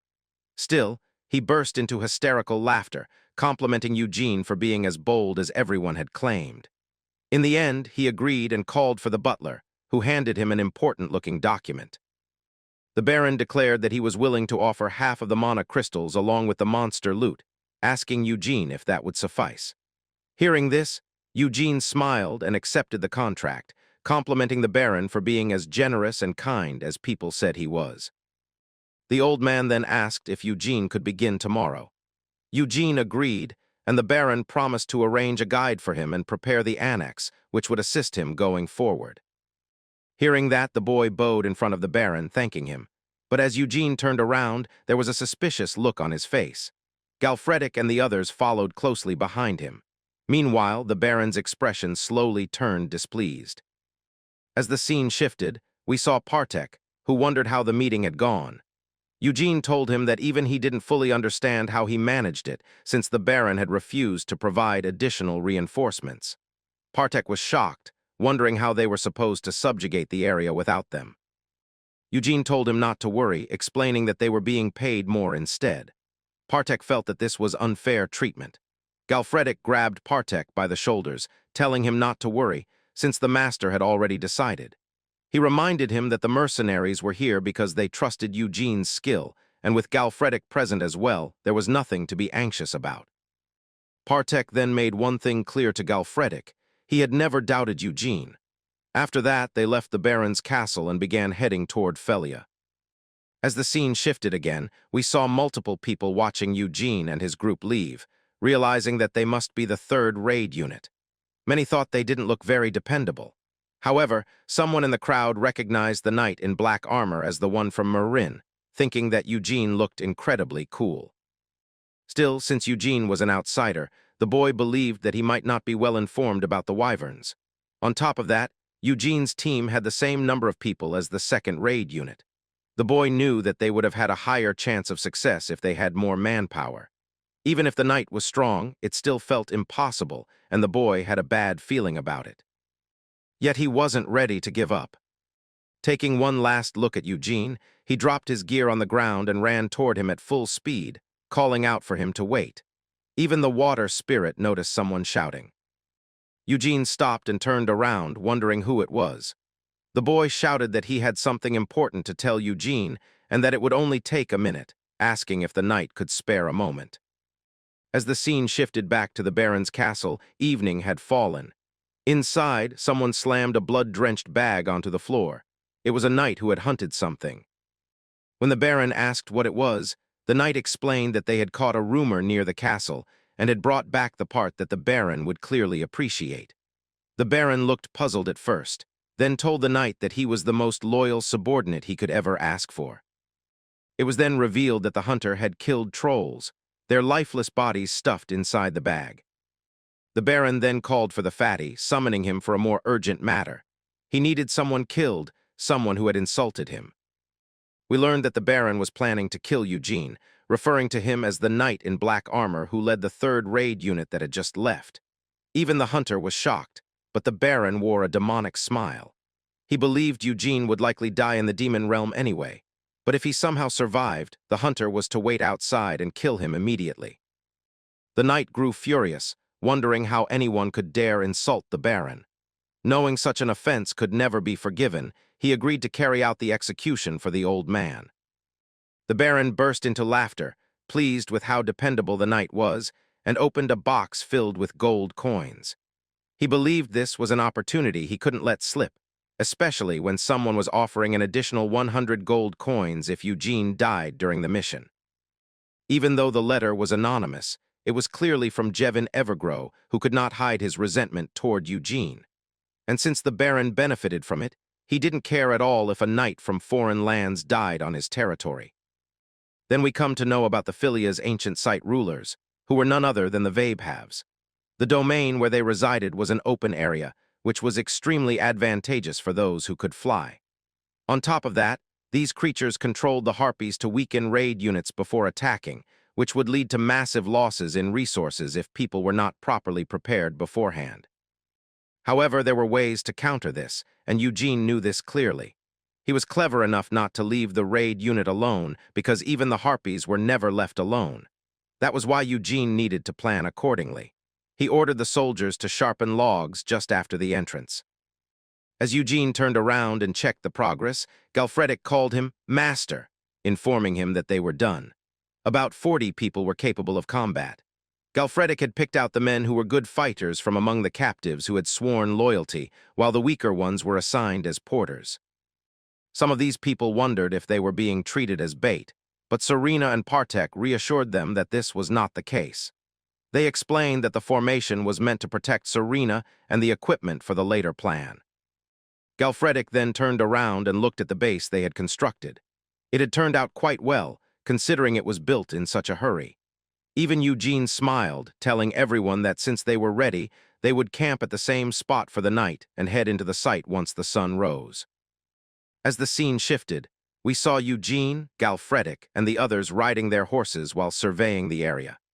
One soldier began talking to another, complaining that he couldn't pull a thorn out of his body, and wondering why they had built wooden walls if they were just going to leave them behind anyway. This soldier had lied and sworn loyalty to Eugene only because he didn't want to be sold as a slave. He didn't truly want to obey a knight from another land. As Galfredic rode ahead, he suddenly sensed something and immediately turned toward Eugene, calling out to him. But Eugene was already prepared. He drew his sword and ordered everyone to prepare for battle. The formation was set as multiple shields were planted into the ground. Even though everything seemed quiet, it was the calm before the storm. Meanwhile, the imposter soldier readied his bow and arrow, thinking that Eugene was just being cautious for no reason. He believed Eugene was a coward, afraid of nothing because there was nothing there. His thoughts were interrupted by screeching noises as harpies came flying toward the humans. It was an aerial assault, with sharp, bladed feathers raining down. The soldiers shouted warnings as they realized the harpies had arrived. Eugene ordered everyone to aim their bows and fire in unison. As the arrows flew, multiple harpies were wounded or killed instantly. Some of them screamed and rushed toward Eugene, assuming he was their leader. But Eugene was no ordinary man. He grabbed the claw that tried to seize him and slammed the harpy into the ground, killing it in a single strike. Eugene then shouted to Serena, telling her to get ready. Serena replied confidently, telling Eugene to leave it to her. She began chanting, and a magic circle appeared beneath her feet. Her spell grew stronger with each passing second. Several harpies noticed this and tried to attack Serena, but Partek, the mercenary leader, stepped in at the last moment. He cut down the harpies and told Serena to focus on her casting, promising to protect her no matter what. Serena thanked him. The scene shifted to Galfredic, who ordered everyone to draw their swords. They were switching from defense to direct combat. Even the imposter soldier was fighting now. Galfredic was pleased, realizing that everyone was performing better than he had expected. Even the harpies seemed confused, unsure of what strategy to adopt next. They suddenly formed a whirlwind together, creating a dark sphere of compressed air. Multiple harpies attacked at once, brandishing their sharp claws. The humans felt the pressure, but Eugene remained unfazed. He took the attack head-on, smashing into the ground with tremendous force. Even Galfredic was shocked by the impact, but Eugene stood up unharmed. Drawing his demonic sword, he began hacking through the harpies effortlessly, not even breaking a sweat. Striking a heroic pose, Eugene watched as the harpies fell lifeless to the ground. Then Serena's magic finally reached the fallen bodies. Her spell was completed. It was a restraining spell. Magical whip-like bindings wrapped around the harpies, lifting them into the air and preventing them from flying away. All the harpies were now completely restrained. Eugene complimented Serena for her speed, stating that now all they had to do was finish the job. He wiped the blood from his face and told everyone that this was the beginning of the real raid. They would kill all the harpies and take only the necessary loot. The imposter soldier was stunned, wondering if this was real. Eugene had handled so many monsters alone and had practically done the entire job himself, even though the soldiers were supposed to fight. Another soldier immediately shut him down, telling him not to complain or second-guess things. If he had sworn loyalty, then he should trust his commander. That trust was what would keep them alive on the battlefield. Though the words were spoken out of concern, the imposter realized he was right. Eugene was far stronger than anyone else, and following him was far better than becoming a bandit. This could even become his lifelong profession. The imposter's morale rose sharply. As blood mixed with water on the ground, Eugene ordered everyone to fall back once the harpies were dealt with. Both the mercenary leader and the imposter were confused, wondering how this made sense, since retreating now seemed wrong. But Eugene calmly explained that they would display the harpy heads on the wooden walls they had built. The mercenary believed morale was at its peak and retreating was unnecessary. But Eugene assured him that they would soon understand why this was the best decision they could make. Hey guys, we have been going through a rough patch after the previous channel being gone, so if you like this series, please consider subscribing and hyping the video up so it gets the reach once again. Thank you so much.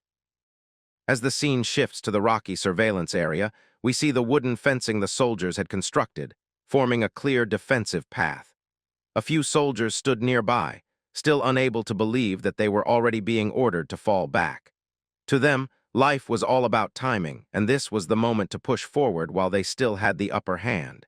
Even the imposter did not fully understand the decision either, yet he still believed he should give Eugene a chance. Another soldier wondered what had changed the imposter's mind. Hearing that, the man simply sighed, complimenting Eugene, speaking about how he had handled the situation and how not a single one of them had died. Only then did the other soldier realize it as well.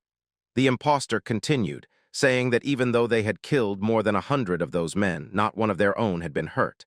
And despite the enemies being bandits, they had not been used as bait or as shields. Eugene was definitely far better than their former leader. There had always been many knights with strength and courage, but far fewer with true intelligence. As the soldier turned toward Eugene, he saw the shine of his black armor as he walked away with Galfredic. It was clear that the knight possessed everything: strength, composure, and calculation. As the scene shifts to Eugene and Galfredic, Eugene asked whether these were reinforcements. Galfredic turned to look into the distance, knowing full well that the Baron would never be generous enough to send aid after having already refused them. Ever since becoming a vampire, Galfredic's vision had sharpened tremendously. He focused his gaze far beyond what any normal man could see and quickly realized that the approaching figures were mercenaries. He wondered where they had come from, but one thing was immediately obvious. These burly men did not look friendly. That much was certain. Behind those soldiers stood the same boy who had once spoken with Eugene in the Baron's castle. Galfredic was shocked, questioning why the boy was here of all places. Eugene, too, felt that something was deeply wrong. The scene then shifts into a flashback. A breathtakingly beautiful place appears before us. It is the past of the same boy, who we now learn is the porter. Those who walked the path of knighthood could not deny the existence of a legendary hero who had united the island of Lancia, the Night King Aiden. Even though Aiden had been born the son of a bastard, raised in a knight's household, he became a symbol of honor and strength. To the boy, Aiden was forever a role model. Even if he could never reach that level, he wanted to become at least somewhat like him, like a small bird admiring the vast heavens above, knowing it could never truly touch the sky but still yearning for it. However, a year ago, everything changed. The boy was completely defeated in battle and taken as a slave by a foreign nation. From that moment on, his life shattered into pieces. He was forced to perform countless chores he despised, barely holding onto his sanity despite the constant misery. Yet the most terrible part was serving a foolish and rash knight who ordered everyone to stand by the entrance, knowing full well that once they were positioned there, the moment the Black Knight stepped out, they would be forced to kill him. The boy wondered why the fatty was ambushing the raid unit, but the soldiers were not obligated to answer him. He immediately questioned whether everyone else truly understood what was happening. Even though the soldiers were against the plan, they ultimately agreed to follow orders. The boy knew, however, that the Night King would never have resorted to such cowardly tactics. Meanwhile, the fatty felt pleased with himself, convinced that once they crossed over the hill and succeeded, a grand promotion would await him. But then, suddenly, he noticed something unexpected, a wooden fence surrounding the area. The soldier frowned, wondering why the raid unit had built such fortifications, and more importantly, why they had constructed them outside the demon realm. But another soldier pointed out to the fatty that, more importantly, it seemed the people ahead already knew they were there. He questioned what they should do next. In the distance, Eugene and Galfredic stood calmly, watching them without moving an inch. The fatty grew irritated at the sight, anger flashing across his face. He barked an order for everyone to charge, convinced there was no other option. Even when some soldiers warned him that it was too rash, he silenced them immediately, declaring that anyone who refused to attack would be executed on the spot. The soldiers fell in line at once. One of them even thought this was the perfect opportunity to prove himself. They began wondering if they should all charge together. Just then, as the boy was thinking that the fatty might be foolish, but at least skilled enough to compensate, a soldier suddenly shoved him forward without warning. He was pushed straight to the front and began tumbling down the declining road, barely able to regain his footing. The fatty shouted at every slave, threatening that if they did not want a beating, they should hurry up. He even promised payment for every enemy they killed. That single promise ignited greed and desperation in their hearts. The mood shifted instantly. Everyone felt motivated. As the fatty screamed for them to move forward, they charged ahead like savage animals, roaring and preparing to slaughter them all without mercy. But as the boy drew his sword halfway, hesitation gripped him. He wondered what the Night King would have done if he had been there. His eyes drifted toward Eugene, who stood calm yet firm, radiating quiet authority. In that moment, the boy realized something deeply unsettling. The Night King would never have used such a cowardly tactic just to gain the upper hand. Doubt consumed him. Should he even draw his sword fully? The scene shifts to Eugene, who instructed his men to attack only on command and to get into formation behind the wooden fence, waiting patiently for further orders. Everyone obeyed without hesitation. The mercenaries on Eugene's side began wondering who was foolish enough to ambush them so brazenly. After all, they had been bandits for so long that they were usually the ones setting ambushes, not walking into them. The fatty continued shouting, ordering everyone to kill them all as the soldiers charged forward. But suddenly everything came to a halt. A strange sound echoed from behind, a powerful, bone-chilling roar. The fatty slowly turned around and his face drained of color. A massive creature with enormous wings hovered in the air, its body casting a terrifying shadow over the battlefield. It screamed with murderous intent, calling out to its kin. Harpies joined the fray, swarming at the entrance of the demon realm. Panic spread instantly. Soldiers screamed in fear as they realized they were about to be attacked from behind. The wyverns began flying past the castle walls, and now every soldier had become their target. The creatures' bodies started glowing with thunder and flame energy. Their stomachs bulged ominously as if charging an overwhelming attack. The energy traveled through their long throats, and then gigantic flames burst forth, raining destruction onto the ground below. Fire engulfed everything in sight. Soldiers and mercenaries alike began running in terror, scattering in every direction to escape the inferno. The fatty clenched his teeth, wondering why the wyverns had chosen this exact moment to attack. Of all times, why now? The giant red wyvern hovering above locked its gaze onto the mercenary soldiers and began attacking them instead of Eugene. Eugene stood far inside the demon realm, watching everything unfold. At that sight, Eugene let out a devilish laugh. His hypothesis had been correct. The wyverns had truly come. He had known this would eventually happen. Vyvants would never leave a raid unit invading the demon realm unanswered. As Eugene looked up at the powerful dragons, their mana crystals gleaming brilliantly, he shouted toward them that he had been waiting for this moment as well. The sight of a mere human drawing his sword amused and enraged the gigantic creature. It roared again, wings beating violently as it prepared another devastating attack, fully believing that the next strike would decimate the entire area. The sky darkened as a massive red wyvern descended from above, its wings cleaving through the air while countless harpies swarmed like a living storm. The soldiers on the ground immediately sensed the overwhelming threat, their formation faltering as fear spread through the ranks. One of them urgently called out to Sir Oleg to retreat, warning that the wyverns were far more dangerous than the remaining enemies they were originally hired to handle. But Oleg refused to back down, demanding a bow and arrow with stubborn determination, convinced that fleeing now would only doom them faster. The weapon was hastily handed over, and without hesitation he snatched it, drew the string, and fired toward the sky with a furious shout, attempting to strike the monstrous wyvern overhead. Yet before the arrow could make any real difference, the wyvern abruptly dove at terrifying speed, its enormous body cutting through the air as the harpies screeched wildly, answering the call of their leader. Realizing too late that the attack was aimed directly at them, the armored soldier's confidence crumbled, sweat forming beneath his helmet as he cursed under his breath. In the next instant, a harpy lunged forward and seized him with its talons, lifting him off balance while another swooped down to join the assault.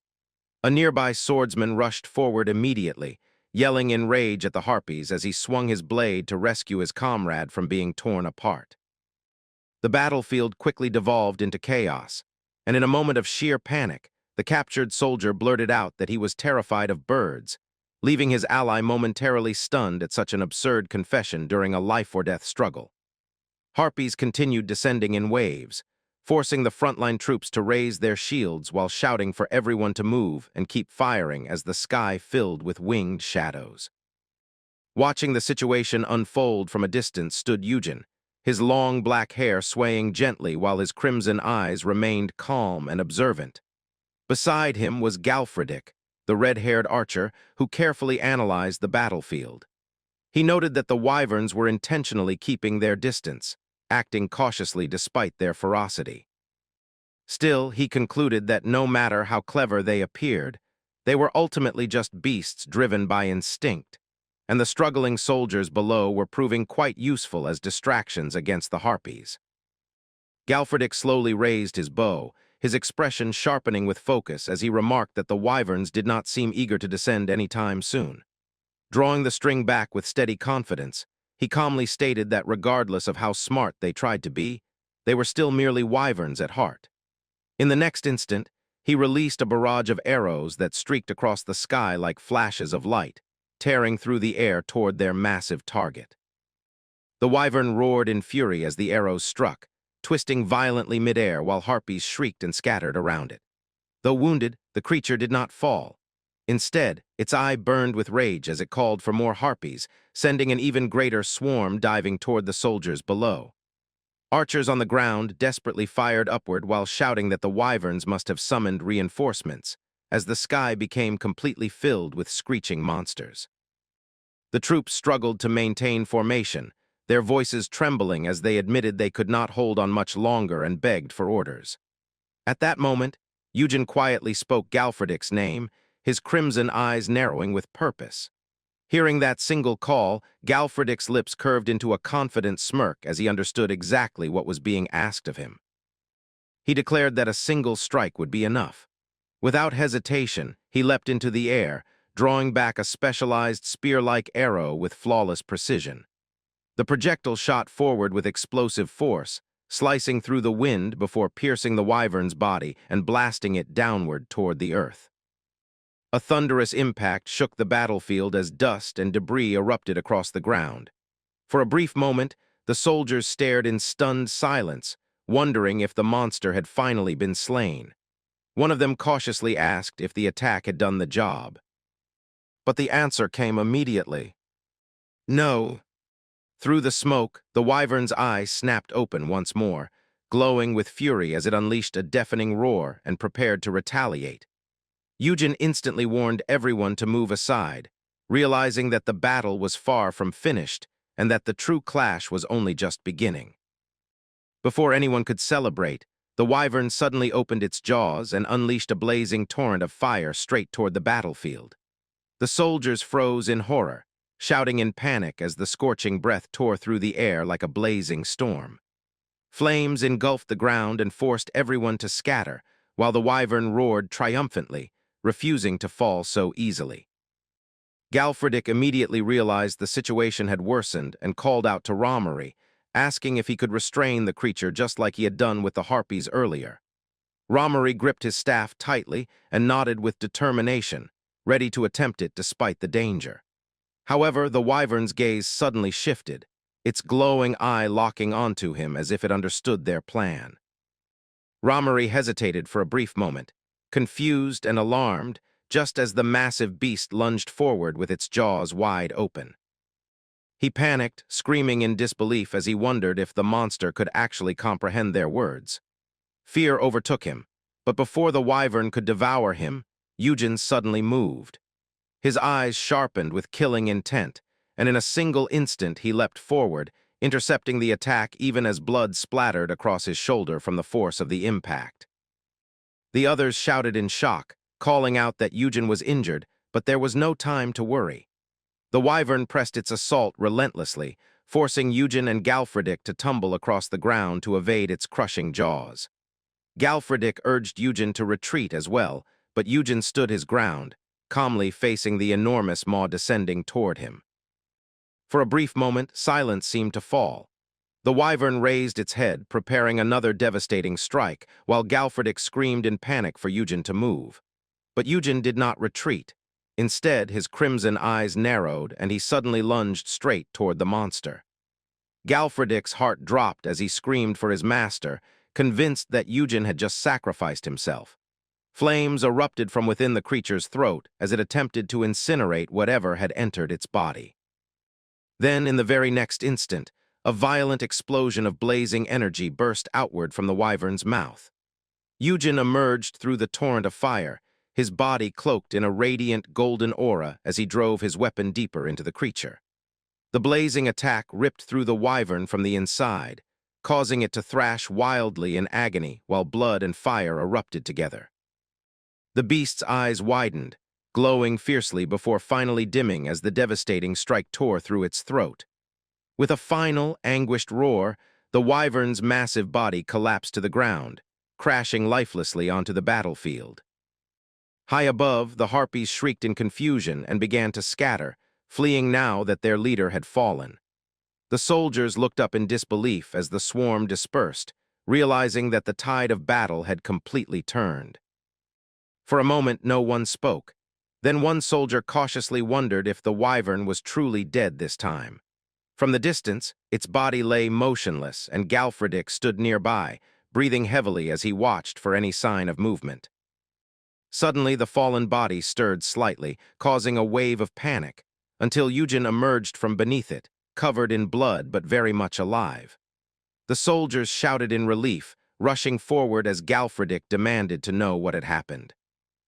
Eugen calmly explained that he had thrown his sword directly into the wyvern's throat during the attack. He added that he hadn't been gravely injured because the wyvern's own blood had shielded him from the worst of the flames. To be precise, he had protected himself using the creature's black scales when it tried to burn him with its breath, and then used the sword he had previously obtained from the bandits to deliver the decisive strike. Looking down at the weapon, Eugen observed that it remained perfectly intact even after being exposed to intense fire. The realization intrigued him, and he quietly remarked that it was an extraordinary weapon, one that could make him far stronger if he managed to obtain more like it. Moments later, the battlefield erupted into cheers. The soldiers raised their weapons and shouted praises, hailing Eugen as their savior and calling him a knight blessed by the gods.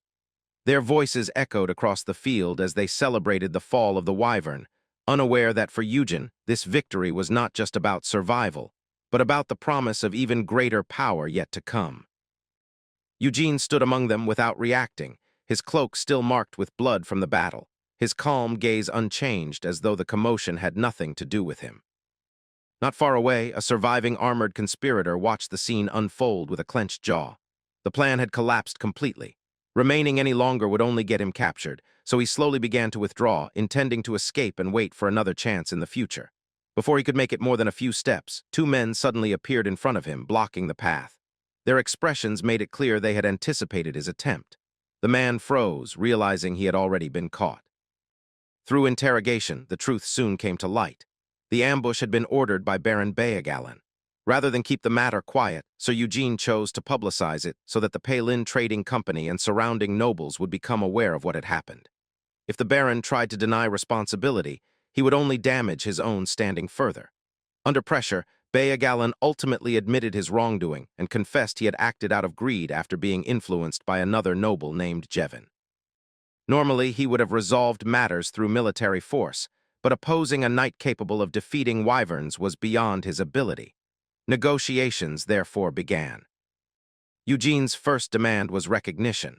The Baron would issue a formal certificate acknowledging Eugene as the lord of the villages he had already taken control of, and send round-robin letters to neighboring nobles confirming the matter. Official documents were written and signed accordingly.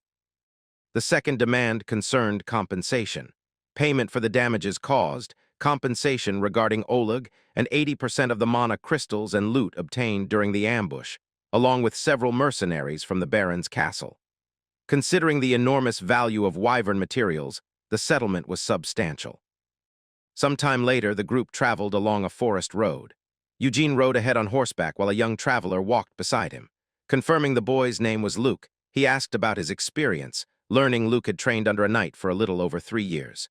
Eugene then offered him work maintaining the armor and tending the barn, promising half a silver coin each week. Luke quickly calculated the monthly amount and accepted with visible relief. After walking quietly for a while, Luke hesitantly asked why he had been brought along. Eugene answered simply that Luke had told him about the wyverns kept at the Baron's castle, information that allowed him to prepare an effective strategy. Luke admitted he had suspected a trap when Eugene entered the castle alongside the Baron's knights and apologized for doubting him. Eugene dismissed the concern, pointing out that Luke had never raised his sword against him and had only fought the harpies. Following a short silence, Eugene told the boy to follow him from now on. Luke looked up in surprise as the knight continued forward along the path, the decision delivered as calmly as everything else he did, and that he would personally provide them with proper armor and weapons, and vowed that he would serve Eugen until his dying breath, calling him his master with unwavering loyalty. Whispers soon spread among the soldiers, astonished that there truly existed a knight who would equip even former slaves with armor. Some wondered if perhaps doing good deeds might earn them recognition from Eugen as well. Their march was suddenly interrupted by urgent news. A scout reported that he had just inspected Raven village, only to discover that a gang of bandits was currently taking control of the area. Hearing this, Eugen's expression hardened immediately. Without hesitation, he ordered everyone to prepare for battle, declaring that they would protect the villagers and eliminate the bandits threatening them. The mercenaries responded enthusiastically, shouting that they would move ahead and wipe out every last enemy. Their morale burned fiercely, eager to prove their worth under Eugen's command.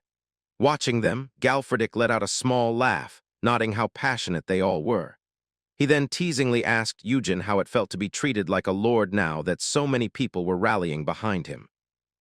Eugen remained quiet for a moment, his thoughts drifting elsewhere.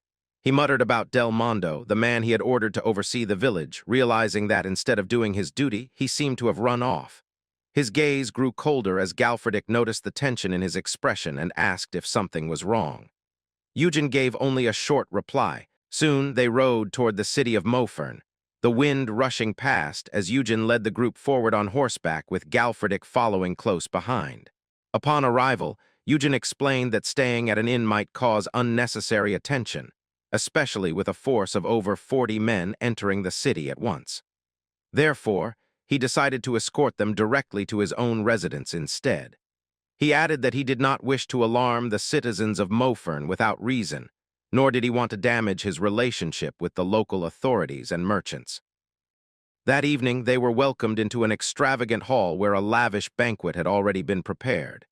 Eugen sat calmly at the long dining table, sipping wine as dozens of mercenaries filled the room behind him, enjoying the feast. The atmosphere was luxurious, yet tense beneath the surface. Across from him sat the Mofern merchant guildmaster, Gardedge, a heavy-set man adorned with jewels and expensive garments. With a knowing smile, Gardedge remarked that while the title of Wyvern Slayer was certainly admirable, it was also equally threatening. After all, Eugen commanded mercenaries who had once been bandits, and the people of Mofern still harbored deep resentment toward such individuals. He warned that allowing those former bandits to roam freely in the city could easily lead to unnecessary bloodshed. Some of the mercenaries overheard this and grew irritated, whispering angrily among themselves. One even muttered that the guildmaster was clearly insulting them, only to be stopped by a companion who urged him to stay calm for Eugen's sake. Eugen finally spoke, his voice composed yet firm, asking whether the Palin Trading Company's Mofern branch manager had already informed Gardedge about the situation. Gardedge confirmed this with a nod, explaining that he naturally needed to understand the background of the man he might end up serving. With quiet confidence, Eugen then declared that he was now in charge of Faranen, Minthan, and Ronan. Gardedge blinked in confusion for a moment, unsure how to respond, only for Eugen to calmly clarify that the branch manager had already introduced him properly. Sir Beogallen had even written a formal certificate and would soon be sending official letters of notification to make the matter known everywhere. The revelation struck Gardedge like lightning. His expression twisted in shock as he realized what this truly meant, that Eugen was not merely a wandering knight, but someone destined to become a lord with recognized authority. Panic crept into his voice as he stammered, unable to fully process the sudden shift in power now sitting calmly across the table from him. Eugen sat silently in his chamber, his crimson eyes slightly narrowed as he processed the merchant's earlier words. The villages he had just been assigned were far larger than expected, which explained why Arner had rushed to begin managing them immediately instead of attending the banquet. The Palin Trading Company had already sensed the opportunity for profit, and Eugen could clearly see the gears of greed turning behind their polite smiles. Despite the guildmaster's sudden change in attitude and apology, Eugen knew the man's respect was not born from sincerity, but from fear of his rising authority. Still, Eugen accepted the apology calmly, showing no outward irritation. Deep down, however, he understood that people always reacted the same way once they learned he was about to become a lord. They either feared him or tried to curry favor. The guildmaster then began plotting inwardly, convinced that Eugen now expected to be treated according to his newfound status. With a wide grin, he proposed sending capable personnel from the Mofern Merchant Guild to help manage the villages. Eugen gave a simple approval, while Galfridic laughed loudly, clearly amused by how quickly the merchant had switched sides. The banquet soon grew louder as the soldiers raised their mugs, celebrating their victories. They proudly spoke about how they had bravely fought against wyverns and slaughtered countless harpies without losing a single man. According to them, it was all possible because they had trusted their talented lord's command without hesitation. Cheers echoed across the grand hall as mugs clashed together. They toasted to more victories under Eugene's rule and openly declared their trust in Galfredick as well. The celebration grew wild, but in the middle of all that noise, Eugene simply sat quietly with his eyes closed, completely unfazed by the praise showered upon him. Beside him, the tiny spirit giggled mischievously and whispered for everyone to worship the future demon king. But Eugene ignored the childish remark as if he hadn't heard anything at all. Later that night, the palace fell silent under the moonlight. Standing near the open window, Eugene muttered that it was unfortunate they hadn't found any scarlet mana crystals. The spirit quickly insisted that it had searched thoroughly and hadn't seen any, even when the mercenaries were dissecting the monster corpses. Satisfied, Eugene decided to end the day and told the spirit to rest. Just then, a servant approached and informed him that someone wished to meet him. Without even turning around, Eugene coldly replied that he wasn't accepting any guests tonight. However, the servant hesitated and nervously added that the visitor had left a specific message, claiming Eugene would agree to meet him if he heard it. The message was simple yet chilling, cold and red blood of Nofris. The moment those words reached Eugene's ears, his expression instantly froze. His crimson eyes widened slightly as a forgotten name resurfaced in his mind. Del Mondo. Eugene couldn't hide his irritation. That man had come to see him even though he hadn't properly managed the village yet. After a brief silence, Eugene finally gave his decision in a calm but commanding voice. Let him in. The heavy doors slowly opened, and footsteps echoed across the floor. A pale man with silver hair stepped inside, trembling slightly as if he were walking into a predator's den. His fear was obvious, his body stiff, his eyes unable to meet Eugene's gaze directly. Eugene turned toward him slowly, his presence alone filling the room with suffocating pressure. Then, in a calm yet ominous tone, he spoke words that made the man's heart drop. Welcome, second cousin. It must have been a long journey. Hearing those words, Del Mondo's eyes shook violently. In that moment, he realized the person standing before him was no longer someone he could treat lightly, but a rising lord whose authority and power had already begun to reshape the fate of everyone around him.